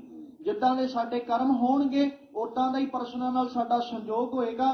ਜਿੱਦਾਂ ਦੇ ਸਾਡੇ ਕਰਮ ਹੋਣਗੇ ਉਦਾਂ ਦੇ ਹੀ ਮਨੁੱਖਾਂ ਨਾਲ ਸਾਡਾ ਵਿਜੋਗ ਪਏਗਾ। ਤੇ ਜਿੱਦਾਂ ਦੇ ਸਾਡੇ ਕਰਮ ਹੋਣਗੇ ਉਹਨਾਂ ਦੇ ਆਧਾਰ ਤੇ ਸੰਜੋਗ। ਜੇ ਸਾਡੇ ਕਰਮ ਮਾੜੇ ਨੇ ਤੇ ਸਾਡਾ ਸੰਜੋਗ ਮਾੜਿਆਂ ਨਾਲ। ਵਿਜੋਗ ਕਿਹਨਾਂ ਨਾਲ ਪਏਗਾ? ਚੰਗਿਆਂ ਨਾਲ। ਤੇ ਜੇ ਸਾਡੇ ਕਰਮ ਚੰਗੇ ਨੇ, ਸਾਡਾ ਵਿਜੋਗ ਮਾੜਿਆਂ ਨਾਲ ਪਏਗਾ ਤੇ ਸੰਜੋਗ ਚੰਗਿਆਂ ਨਾਲ ਬਣੇਗਾ। ਲੇਖੇ ਆਵੇ ਭਾਗ, ਕਰਮਾਂ ਦੇ ਆਧਾਰ ਉੱਤੇ ਇਹ ਸਾਰੀ ਦੀ ਸਾਰੀ ਸਮਾਜ ਦੀ ਖੇਡ ਉਹ ਅਕਾਲ ਪੁਰਖ ਪਰਮੇਸ਼ਵਰ ਵੱਲੋਂ ਬਣਾਈ ਹੋਈ ਚੱਲ ਰਹੀ ਹੈ। ਜੀਵਾਂ ਦੇ ਜੈਸੇ ਜੈਸੇ ਕਰਮ ਨੇ, ਤੈਸੇ ਤੈਸੇ ਜੀਵਾਂ ਦੇ ਸੰਜੋਗ ਤੇ ਵਿਜੋਗ ਬਣਦੇ ਨੇ। ਕਈ ਵਾਰ ਨਾ ਜ਼ਿੰਦਗੀਆਂ ਜਿਉਂਦਿਆਂ ਐਸੇ ਮਨੁੱਖਾਂ ਦਾ ਵੀ ਮੇਲ ਹੁੰਦਾ ਜਿਨ੍ਹਾਂ ਨੂੰ ਅਸੀਂ ਬਾਅਦ ਵਿੱਚ ਇਹ ਆਖਦੇ ਹਾਂ ਐਸੇ ਮਨੁੱਖਾਂ ਦਾ ਮੇਲ ਕਦੇ ਕਿਸੇ ਨਾਲ ਨਾ ਹੋਵੇ। ਤੇ ਕਈ ਵਾਰ ਜ਼ਿੰਦਗੀਆਂ ਜਿਉਂਦਿਆਂ ਹੋਇਆਂ ਐਸੇ ਮਨੁੱਖਾਂ ਦੇ ਨਾਲੋਂ ਵਿਛੋੜਾ ਵੀ ਪੈ ਜਾਂਦਾ ਹੈ, ਜਿਨ੍ਹਾਂ ਮਨੁੱਖਾਂ ਦੇ ਵਿਛੋੜੇ ਨੂੰ ਸਹਿੰਦਿਆਂ ਹੋਇਆਂ ਅਸੀਂ ਖੁਦ ਕਹਿੰਦੇ ਹਾਂ ਕਿ ਏਦਾਂ ਵਿਛੋੜਾ ਕਦੇ ਨਹੀਂ ਪੈਣਾ ਚਾਹੀਦਾ। ਇੱਕ ਤੋਂ ਵਿਛੋੜੇ ਤੋਂ ਅਸੀਂ ਇਨਕਾਰੀ ਹੋ ਰਹੇ ਹਾਂ ਤੇ ਇੱਕ ਦੇ ਵਿਛੋੜੇ ਲਈ ਅਸੀਂ ਅਰਦਾਸਾਂ ਕਰ ਰਹੇ ਹਾਂ। ਇੱਕ ਦੇ ਸੰਜੋਗ ਵਾਸਤੇ ਅਰਦਾਸਾਂ ਕਰ ਰਹੇ ਹਾਂ, ਇੱਕ ਦੇ ਵਿਜੋਗ ਵਾਸਤੇ ਅਰਦਾਸਾਂ ਕਰ ਰਹੇ ਹਾਂ। ਜਿਹਦਾ ਸੰਜੋਗ ਅਸੀਂ ਚਾਹੁੰਦੇ ਹਾਂ ਕਈ ਵਾਰ ਉਹਦਾ ਸੰਜੋਗ ਬਣਦਾ ਨਹੀਂ, ਤੇ ਜਿਹਦੇ ਨਾਲੋਂ ਅਸੀਂ ਵਿਜੋਗ ਚਾਹੁੰਦੇ ਹਾਂ ਉਹਦੇ ਨਾਲੋਂ ਵਿਜੋਗ ਨਹੀਂ ਬਣਦਾ। ਕਾਰਨ ਲੇਖੇ ਆਵੇ ਭਾਗ। ਸਾਰੀ ਖੇਡ ਆਹੀ ਹੈ। ਸਾਡੇ ਕਰਮ ਵੈਸੇ ਨਹੀਂ, ਸਾਡਾ ਸੰਜੋਗ ਉਦਾਂ ਦਾ ਹੀ ਹੋਏਗਾ ਜਿੱਦਾਂ ਦੇ ਸਾਡੇ ਕਰਮ ਨੇ, ਤੇ ਸਾਡਾ ਵਿਜੋਗ ਵੀ ਵੈਸੇ ਹੀ ਬਣਨਾ ਹੈ ਜੈਸੇ ਸਾਡੇ ਕਰਮ ਹੋਣਗੇ। ਚੰਗਿਆਂ ਦਾ ਸੰਜੋਗ ਚੰਗਿਆਂ ਨਾਲ ਹੀ ਬਣਨਾ, ਚੰਗਿਆਂ ਦਾ ਸੰਜੋਗ ਕਦੇ ਮਾੜਿਆਂ ਨਾਲ ਨਹੀਂ ਬਣਦਾ, ਮਾੜਿਆਂ ਨਾਲੋਂ ਸਦਾ ਵਿਜੋਗ ਹੀ ਪਏਗਾ, ਵਿਛੋੜਾ ਪਏਗਾ ਬਸ ਕਿਤੇ ਨਾ ਕਿਤੇ, ਕਿਉਂਕਿ ਕਰਮਾਂ ਤੋਂ ਬਿਨਾਂ, ਲੇਖੇ ਤੋਂ ਬਿਨਾਂ ਨਹੀਂ ਨਾ ਸੰਜੋਗ ਤੇ ਵਿਜੋਗ ਦੋਵੇਂ ਚੀਜ਼ਾਂ। ਤੇ ਮੇਰੇ ਸਾਹਿਬ ਜੀ ਨੇ ਆਖਿਆ ਕਿ ਇਹੀ ਨੇ ਜਿਹੜੇ ਸਾਰੇ ਸਮਾਜ ਦੀਆਂ ਕਾਰ ਕਿਰਤ ਜਿਹੜੀ ਉਹ ਚਲਾ ਰਹੇ ਹਨ। ਆਦੇਸ ਤਿਸੈ ਆਦੇਸ, ਆਦ ਅਨੀਲ ਅਨਾਦ ਅਨਾਹਤ, ਜੁਗ ਜੁਗ ਏਕੋ ਵੇਸ। ਫਿਰ ਕਹਿੰਦੇ ਆਦੇਸ ਤਿਸੈ ਆਦੇਸ। ਕਈ ਵਾਰ ਨਾ ਇਹਦਾ ਉਚਾਰਨ ਕਰਨ ਲੱਗਿਆਂ ਸੱਸੇ ਦੇ ਪੈਰ 'ਚ ਬਿੰਦੀ ਲਾ ਕੇ ਉਚਾਰਨ ਕਰ ਦਿੰਦੇ ਆਦੇਸ਼। ਆਦੇਸ਼ ਦਾ ਮਤਲਬ ਹੁੰਦਾ ਉਪਦੇਸ਼ ਦੇਣਾ, ਕਿਸੇ ਨੂੰ ਆਦੇਸ਼ ਦੇਣਾ, ਪਰ ਇੱਥੇ ਨਮਸਕਾਰ ਦੀ ਗੱਲ ਹੈ, ਸਿਰ ਨਵਾਉਣਾ, ਸਿਰ ਝੁਕਾਉਣਾ। ਆਦੇਸ ਤਿਸੈ ਆਦੇਸ, ਨਮਸਕਾਰ ਹੈ ਸਾਡੀ ਉਹਨੂੰ, ਨਮਸਕਾਰ ਹੈ। ਫਿਰ ਪੁੱਛਿਆ ਕਿਹਨੂੰ? ਆਦ, ਜਿਹੜਾ ਸ਼ੁਰੂ ਤੋਂ ਹੈ, ਸ਼ੁਰੂ ਤੋਂ ਇੱਕੋ ਹੀ ਹੈ। ਅਸੀਂ ਸਾਰੇ ਵਿੱਚੋਂ ਆ, ਸ਼ੁਰੂ ਤੋਂ ਅਸੀਂ ਕੋਈ ਨਹੀਂ। ਸਾਡੇ ਤੋਂ ਪਹਿਲਾਂ ਸੰਸਾਰ ਚੱਲ ਰਿਹਾ, ਸਾਡੇ ਤੋਂ ਬਾਅਦ 'ਚ ਸੰਸਾਰ ਚੱਲੇਗਾ, ਅਸੀਂ ਸਾਰੇ ਹੀ ਵਿੱਚੋਂ ਆ, ਸ਼ੁਰੂ ਤੋਂ ਇੱਕੋ ਹੀ ਆ। ਸਾਹਿਬ ਕਹਿੰਦੇ ਆਦ, ਫਿਰ ਅਨੀਲ, ਅਨੀਲ ਤੋਂ ਭਾਵ ਬੇਦਾਗ, ਜਿਹਨੂੰ ਕੋਈ ਦਾਗ ਨਹੀਂ, ਜਿਹੜਾ ਬੜਾ ਪਵਿੱਤਰ ਹੈ। ਹੁਣ ਸਮਾਜ ਜਿੱਥੋਂ ਸ਼ੁਰੂ ਹੋਇਆ ਅੱਜ ਤੱਕ ਕੋਈ ਦਾਅਵੇ ਨਾਲ ਕਹਿ ਸਕਦਾ ਵੀ ਮੈਂ ਬੇਦਾਗ ਹਾਂ? ਕੋਈ ਕਹਿ ਸਕਦਾ ਹੋਵੇ ਮੈਨੂੰ ਨਹੀਂ ਕੋਈ ਦਾਗ ਲੱਗਾ? ਆਪਣੇ ਮਨਾਂ ਨੂੰ ਪੁੱਛ ਕੇ ਵੇਖੀਏ, ਸਮਾਜ ਨੂੰ ਨਹੀਂ, ਆਪਣੇ ਮਨਾਂ ਨੂੰ ਪੁੱਛ ਕੇ ਵੀ ਮੈਂ ਬੇਦਾਗ ਹਾਂ। ਕਿਉਂਕਿ ਜਿੰਨੇ ਬਾਰੇ, ਜਿਤਨਾ ਅਸੀਂ ਆਪਣੇ ਬਾਰੇ ਆਪ ਜਾਣਦੇ ਹਾਂ, ਸਮਾਜ ਉਤਨਾ ਨਹੀਂ ਜਾਣਦਾ। ਆਪਣੇ ਮਨਾਂ ਨੂੰ ਸਵੈ ਪੜਚੋਲ ਕਰਕੇ ਪੁੱਛ ਕੇ ਵੇਖੀਏ ਕਿ ਮਨਾ ਤੂੰ ਬੇਦਾਗ ਹੈ? ਇਮਾਨਦਾਰੀ ਨਾਲ ਜਦੋਂ ਪੜਚੋਲ ਕੇ ਵੇਖਾਂਗੇ ਤੇ ਮਨ ਸ਼ਾਇਦ ਹਾਮੀ ਭਰੇ ਨਹੀਂ। ਜਿੰਨੇ ਦਾਗ ਤੈਨੂੰ ਲੱਗੇ ਸੱਜਣਾ, ਸ਼ਾਇਦ ਸਾਰਾ ਸਮਾਜ ਤੇਰੇ ਨਾਲੋਂ ਚੰਗਾ ਹੋਵੇ। ਆਪਣੇ ਮਨਾਂ ਨੂੰ ਪੁੱਛ ਕੇ ਵੇਖੀਏ, ਕਿਉਂਕਿ ਜੋ ਸਮਾਜ ਨੂੰ ਦਿਸ ਰਿਹਾ ਨਾ, ਕਈ ਵਾਰ ਵੈਸਾ ਨਹੀਂ ਹੁੰਦਾ। ਤੇ ਸਮਾਜ ਕੋਲੋਂ ਸੁਭਾਵਕ ਜਿਹੀ ਬਾਤ ਹੈ, ਹਰ ਬੰਦਾ ਆਪਣੇ ਕਈ ਕਰਮ ਛੁਪਾ ਕੇ ਬੈਠਾ। ਬਹੁਤ ਕਰਮ ਨੇ ਐਸੇ ਜਿਹੜੇ ਸਮਾਜ ਕੋਲੋਂ ਇੱਕ ਇੱਕ ਜੀਵ ਆਪਣੇ ਛੁਪਾ ਕੇ ਬੈਠਾ, ਉਹ ਕਿਸੇ ਨਾਲ ਵੀ ਸਾਂਝੀ ਨਹੀਂ ਕਰਦਾ। ਉਹ ਜਾਂ ਆਪ ਜਾਣਦਾ ਤੇ ਜਾਂ ਇੱਕ ਪਰਮੇਸ਼ਵਰ ਜਾਣਦਾ, ਉਹਦੇ ਤੋਂ ਇਲਾਵਾ ਨਹੀਂ ਕੋਈ। ਮੈਂ ਇਸੇ ਲਈ ਜ਼ਿਕਰ ਕੀਤਾ ਵੀ ਖੁਦ ਆਪਣੇ ਮਨਾਂ ਨੂੰ ਪੁੱਛ ਕੇ ਵੇਖੀਏ ਕਿ ਅਸੀਂ ਬੇਦਾਗ ਹਾਂ। ਮੇਰੇ ਸਾਹਿਬ ਨੇ ਨਮਸਕਾਰ ਉਹਦੇ ਅੱਗੇ ਕੀਤੀ ਹੈ ਜਿਹੜਾ ਸ਼ੁਰੂ ਤੋਂ ਹੈ ਤੇ ਜਿਹੜਾ ਬੇਦਾਗ ਹੈ। ਅਸੀਂ ਸ਼ੁਰੂ ਤੋਂ ਵੀ ਨਹੀਂ ਤੇ ਅਸੀਂ ਬੇਦਾਗ ਵੀ ਨਹੀਂ। ਫਿਰ ਕਹਿੰਦੇ ਅਨਾਦ। ਅਨਾਦ ਮਤਲਬ ਜਿਹਦਾ ਮੁੱਢ ਹੀ ਕੋਈ ਨਹੀਂ ਹੈ, ਸ਼ੁਰੂਆਤ ਹੀ ਨਹੀਂ ਜਿਹਦੀ ਕੋਈ, ਜਿਹੜਾ ਪਤਾ ਹੀ ਨਹੀਂ ਕਦੋਂ ਤੋਂ ਚੱਲਿਆ ਹੈ, ਜਿਹਦੀ ਜੜ ਨਹੀਂ ਕੋਈ, ਜੜ ਲੱਭੀ ਨਹੀਂ ਜਾ ਸਕਦੀ ਜਿਹਦੀ। ਤੇ ਸਾਡੀ ਤੇ ਜੜ ਲੱਭ ਲਾਂਗੇ, ਵੇਖਣ ਵਾਲਾ ਕਹਿ ਹੀ ਦੇਗਾ ਨਾ, ਏਜ ਤੋਂ ਕੀ ਪਤਾ ਲੱਗੇਗਾ ਸਾਡੀ ਜੜ ਵੀ ਅਸੀਂ ਪੈਦਾ ਕਿੱਥੋਂ ਹੋਏ? ਸਾਡੀ ਜੜ ਹੀ ਹੈ ਨਾ। ਜਦੋਂ ਅਸੀਂ ਆਪਣੀ ਗੱਲ ਕਰਾਂਗੇ ਤੇ ਕੀ ਹੋਏਗਾ, ਕੋਈ 25 ਸਾਲ ਦੀ ਉਮਰ ਲੈ ਕੇ ਬੈਠਾ, ਕੋਈ 30 ਸਾਲ ਦੀ ਲੈ ਕੇ ਬੈਠਾ, ਕੋਈ 40 ਦੀ ਲੈ ਕੇ ਬੈਠਾ। ਇਹ ਸਾਡੀ ਮੁੱਢ ਹੈ। ਸਾਡਾ ਮੁੱਢ 40 ਸਾਲ ਪਹਿਲਾਂ, ਸਾਡਾ ਮੁੱਢ 30 ਸਾਲ ਪਹਿਲਾਂ ਦਾ, ਤੇ ਰੱਬ ਦਾ ਮੁੱਢ ਨਹੀਂ ਪਤਾ। ਅਨਾਦ। ਫਿਰ ਕਹਿੰਦੇ ਅਨਾਹਤ। ਅਨਹਤ, ਜਿਹਦੀ ਹੱਤਿਆ ਨਾ ਕੀਤੀ ਜਾ ਸਕੇ। ਰੱਬ ਨੂੰ ਮਾਰਿਆ ਨਹੀਂ ਜਾ ਸਕਦਾ। ਸਾਨੂੰ ਅੱਜ ਉੱਠ ਕੇ ਕੋਈ ਵੀ ਮਾਰ ਜਾਏਗਾ, ਜਾਂ ਜਿਹੜੇ ਆਪਣੇ ਆਪ ਨੂੰ ਰੱਬ ਬਣਾ ਕੇ ਬੈਠੇ ਉਹਨਾਂ ਨੂੰ ਵੀ ਉੱਠ ਕੇ ਕੋਈ, ਜੇ ਉਹਨਾਂ ਨੂੰ ਮੌਤ ਦਾ ਡਰ ਨਾ ਹੁੰਦਾ ਤੇ ਕੀ ਲੋੜ ਪੈਂਦੀ ਇੰਨੀ ਸੁਰੱਖਿਆ ਰੱਖਣ ਦੀ? ਇਹਦਾ ਮਤਲਬ ਉਹਨਾਂ ਨੂੰ ਪਤਾ ਹੈ सानू मारन वाले फिरदे ने, पता नहीं किहड़े वक्त किन्ने कित्थे कदों मार जाना है। वो मरण तो डरदे हुए रब बन के बैठे। मेरे साहिब कहते रब नूं मार ही कोई नहीं सकता। दुनिया एक पासे हो जाए, भावें सारा संसार एक पासे हो के रब नूं भावें मारन की कोशिश कर ले, कहते नहीं मरदा, वो है ही अनाहत। फिर कहते साडी नमस्कार उहदे चरनां च है, जुग जुग एको वेश, जिहदा इक्को ही पहरावा है जुगां जुगांतरां तो, दूजा वेश ही कोई नहीं होता। ये नहीं भी अज पहरावा होर, 4 दिन लंघे फिर पहरावा होर, 10 दिन लंघे फिर पहरावा होर, नहीं, रब दा वेश इक्को ही है जिहड़ा जुगां जुगांतरां तो चलदा आ रहा। ਉਹਦੇ ਚਰਨਾਂ ਵਿੱਚ गुरु नानक साहब कहते आदेश तिसै आदेश, आद अनील अनाद अनाहत, जुग जुग एको वेश, जिहड़ा जुगां जुगांतरां तो इक्को जिहा, जिहदा ना कोई मुੱਢ है, जिहदे उत्ते ना कोई भाग है, ते ना ही जिहड़ा अकाल पुरख परमेश्वर जिन्हों मारिया जा सके, ना ਉਹ ते अकाल पुरख परमेश्वर जिहड़ा शुरू तो है। साहिब कहते साडी नमस्कार ਉਹਦੇ चरनां विच है, असीं किसी दूजे अगे सिर भी नहीं झुकाउंदे। इस तरीके नाल ना गुरु नानक साहब ने एक अध्यापक होने के नाते, चंगा अध्यापक होने के नाते अज सानू सिक्ख्या रूप वजों आ उपदेश दिता, वर्दियां पाइए मुबारक है, वर्दी माड़ी नहीं। वर्दी ते ओही धारण की हर विद्यार्थी ने। एक विद्यार्थी ऑफिसर बन रहा, एक विद्यार्थी चोर बन रहा। वर्दी तो इको ही है ना, स्कूल भी इको सी, जमात भी इको, अध्यापक भी उही। एक विद्यार्थी ऑफिसर बन रहा, वो चंगी पोस्ट ते पहुंच रहा, एक विद्यार्थी चोर बन रहा।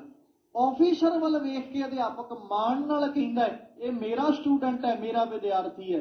चोर वाल वेख के अध्यापक मुकर जाएगा भी मैं नहीं पढ़ाया इहनूं, मैं नहीं पढ़ाया।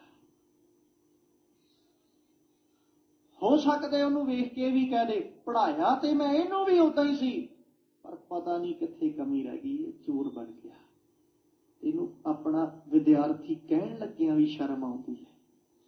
अध्यापक दी जुबान है, जिहड़ा चंगा विद्यार्थी होवे ना, उधर मान वल हथ करके अध्यापक कहंदा साडा विद्यार्थी है,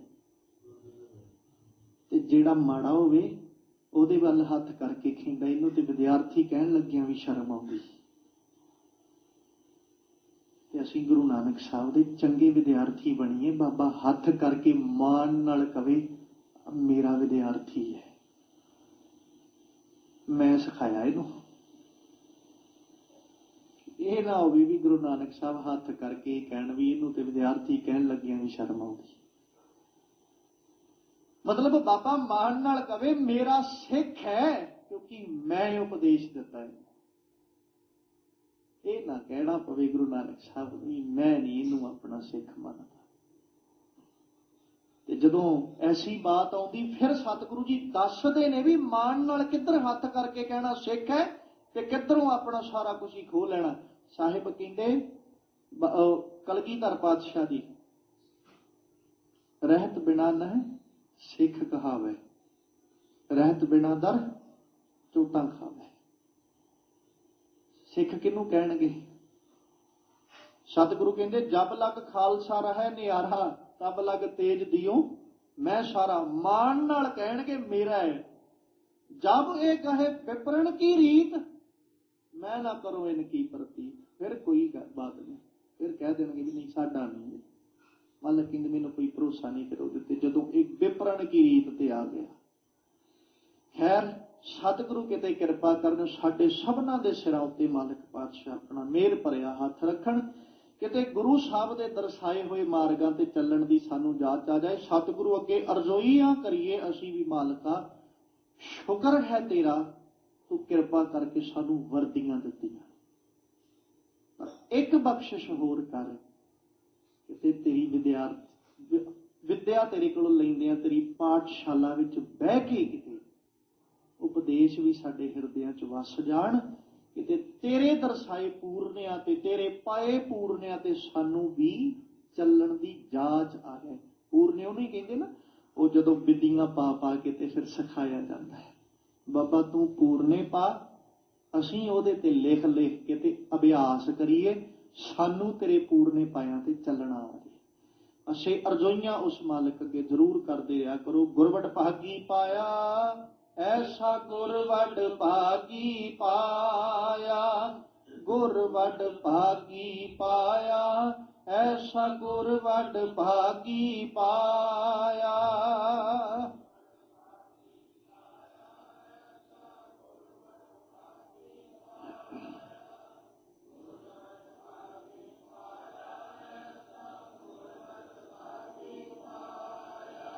ਗੁਰਵਡ ਭਾਗੀ ਪਾਇਆ, ਐਸਾ ਗੁਰਵਡ ਭਾਗੀ ਪਾਇਆ, ਗੁਰਵਡ ਭਾਗੀ ਪਾਇਆ, ਐਸਾ ਗੁਰਵਡ ਭਾਗੀ ਪਾਇਆ।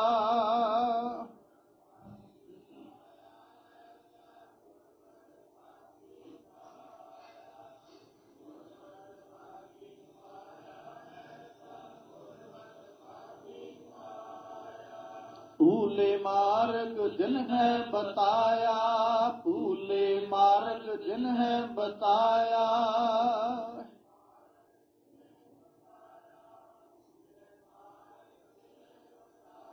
ਭੂਲੇ ਮਾਰਗ ਜਿਨ ਹੈ ਬਤਾਇਆ, ਭੂਲੇ ਮਾਰਗ ਜਿਨ ਹੈ ਬਤਾਇਆ।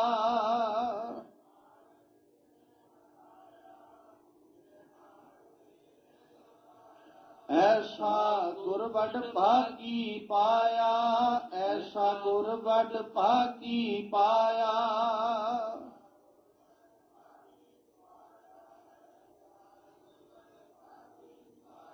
ਗੁਰਵਡ ਭਾਗੀ ਪਾਇਆ, ਐਸਾ ਗੁਰਵਡ ਭਾਗੀ ਪਾਇਆ, ਗੁਰਵਡ ਭਾਗੀ ਪਾਇਆ, ਐਸਾ ਗੁਰਵਡ ਭਾਗੀ ਪਾਇਆ।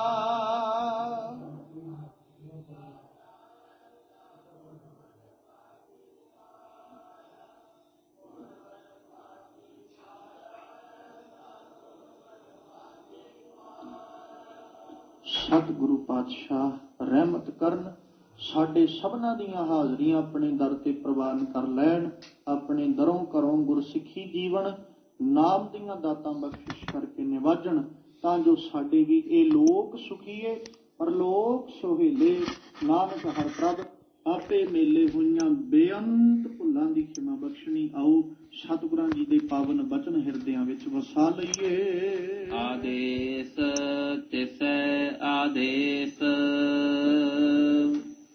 ਆਦ ਅਨੀਲ ਅਨਾਦ ਅਨਾਹਤ, ਜੁਗ ਜੁਗ ਏਕੋ ਵੇਸ।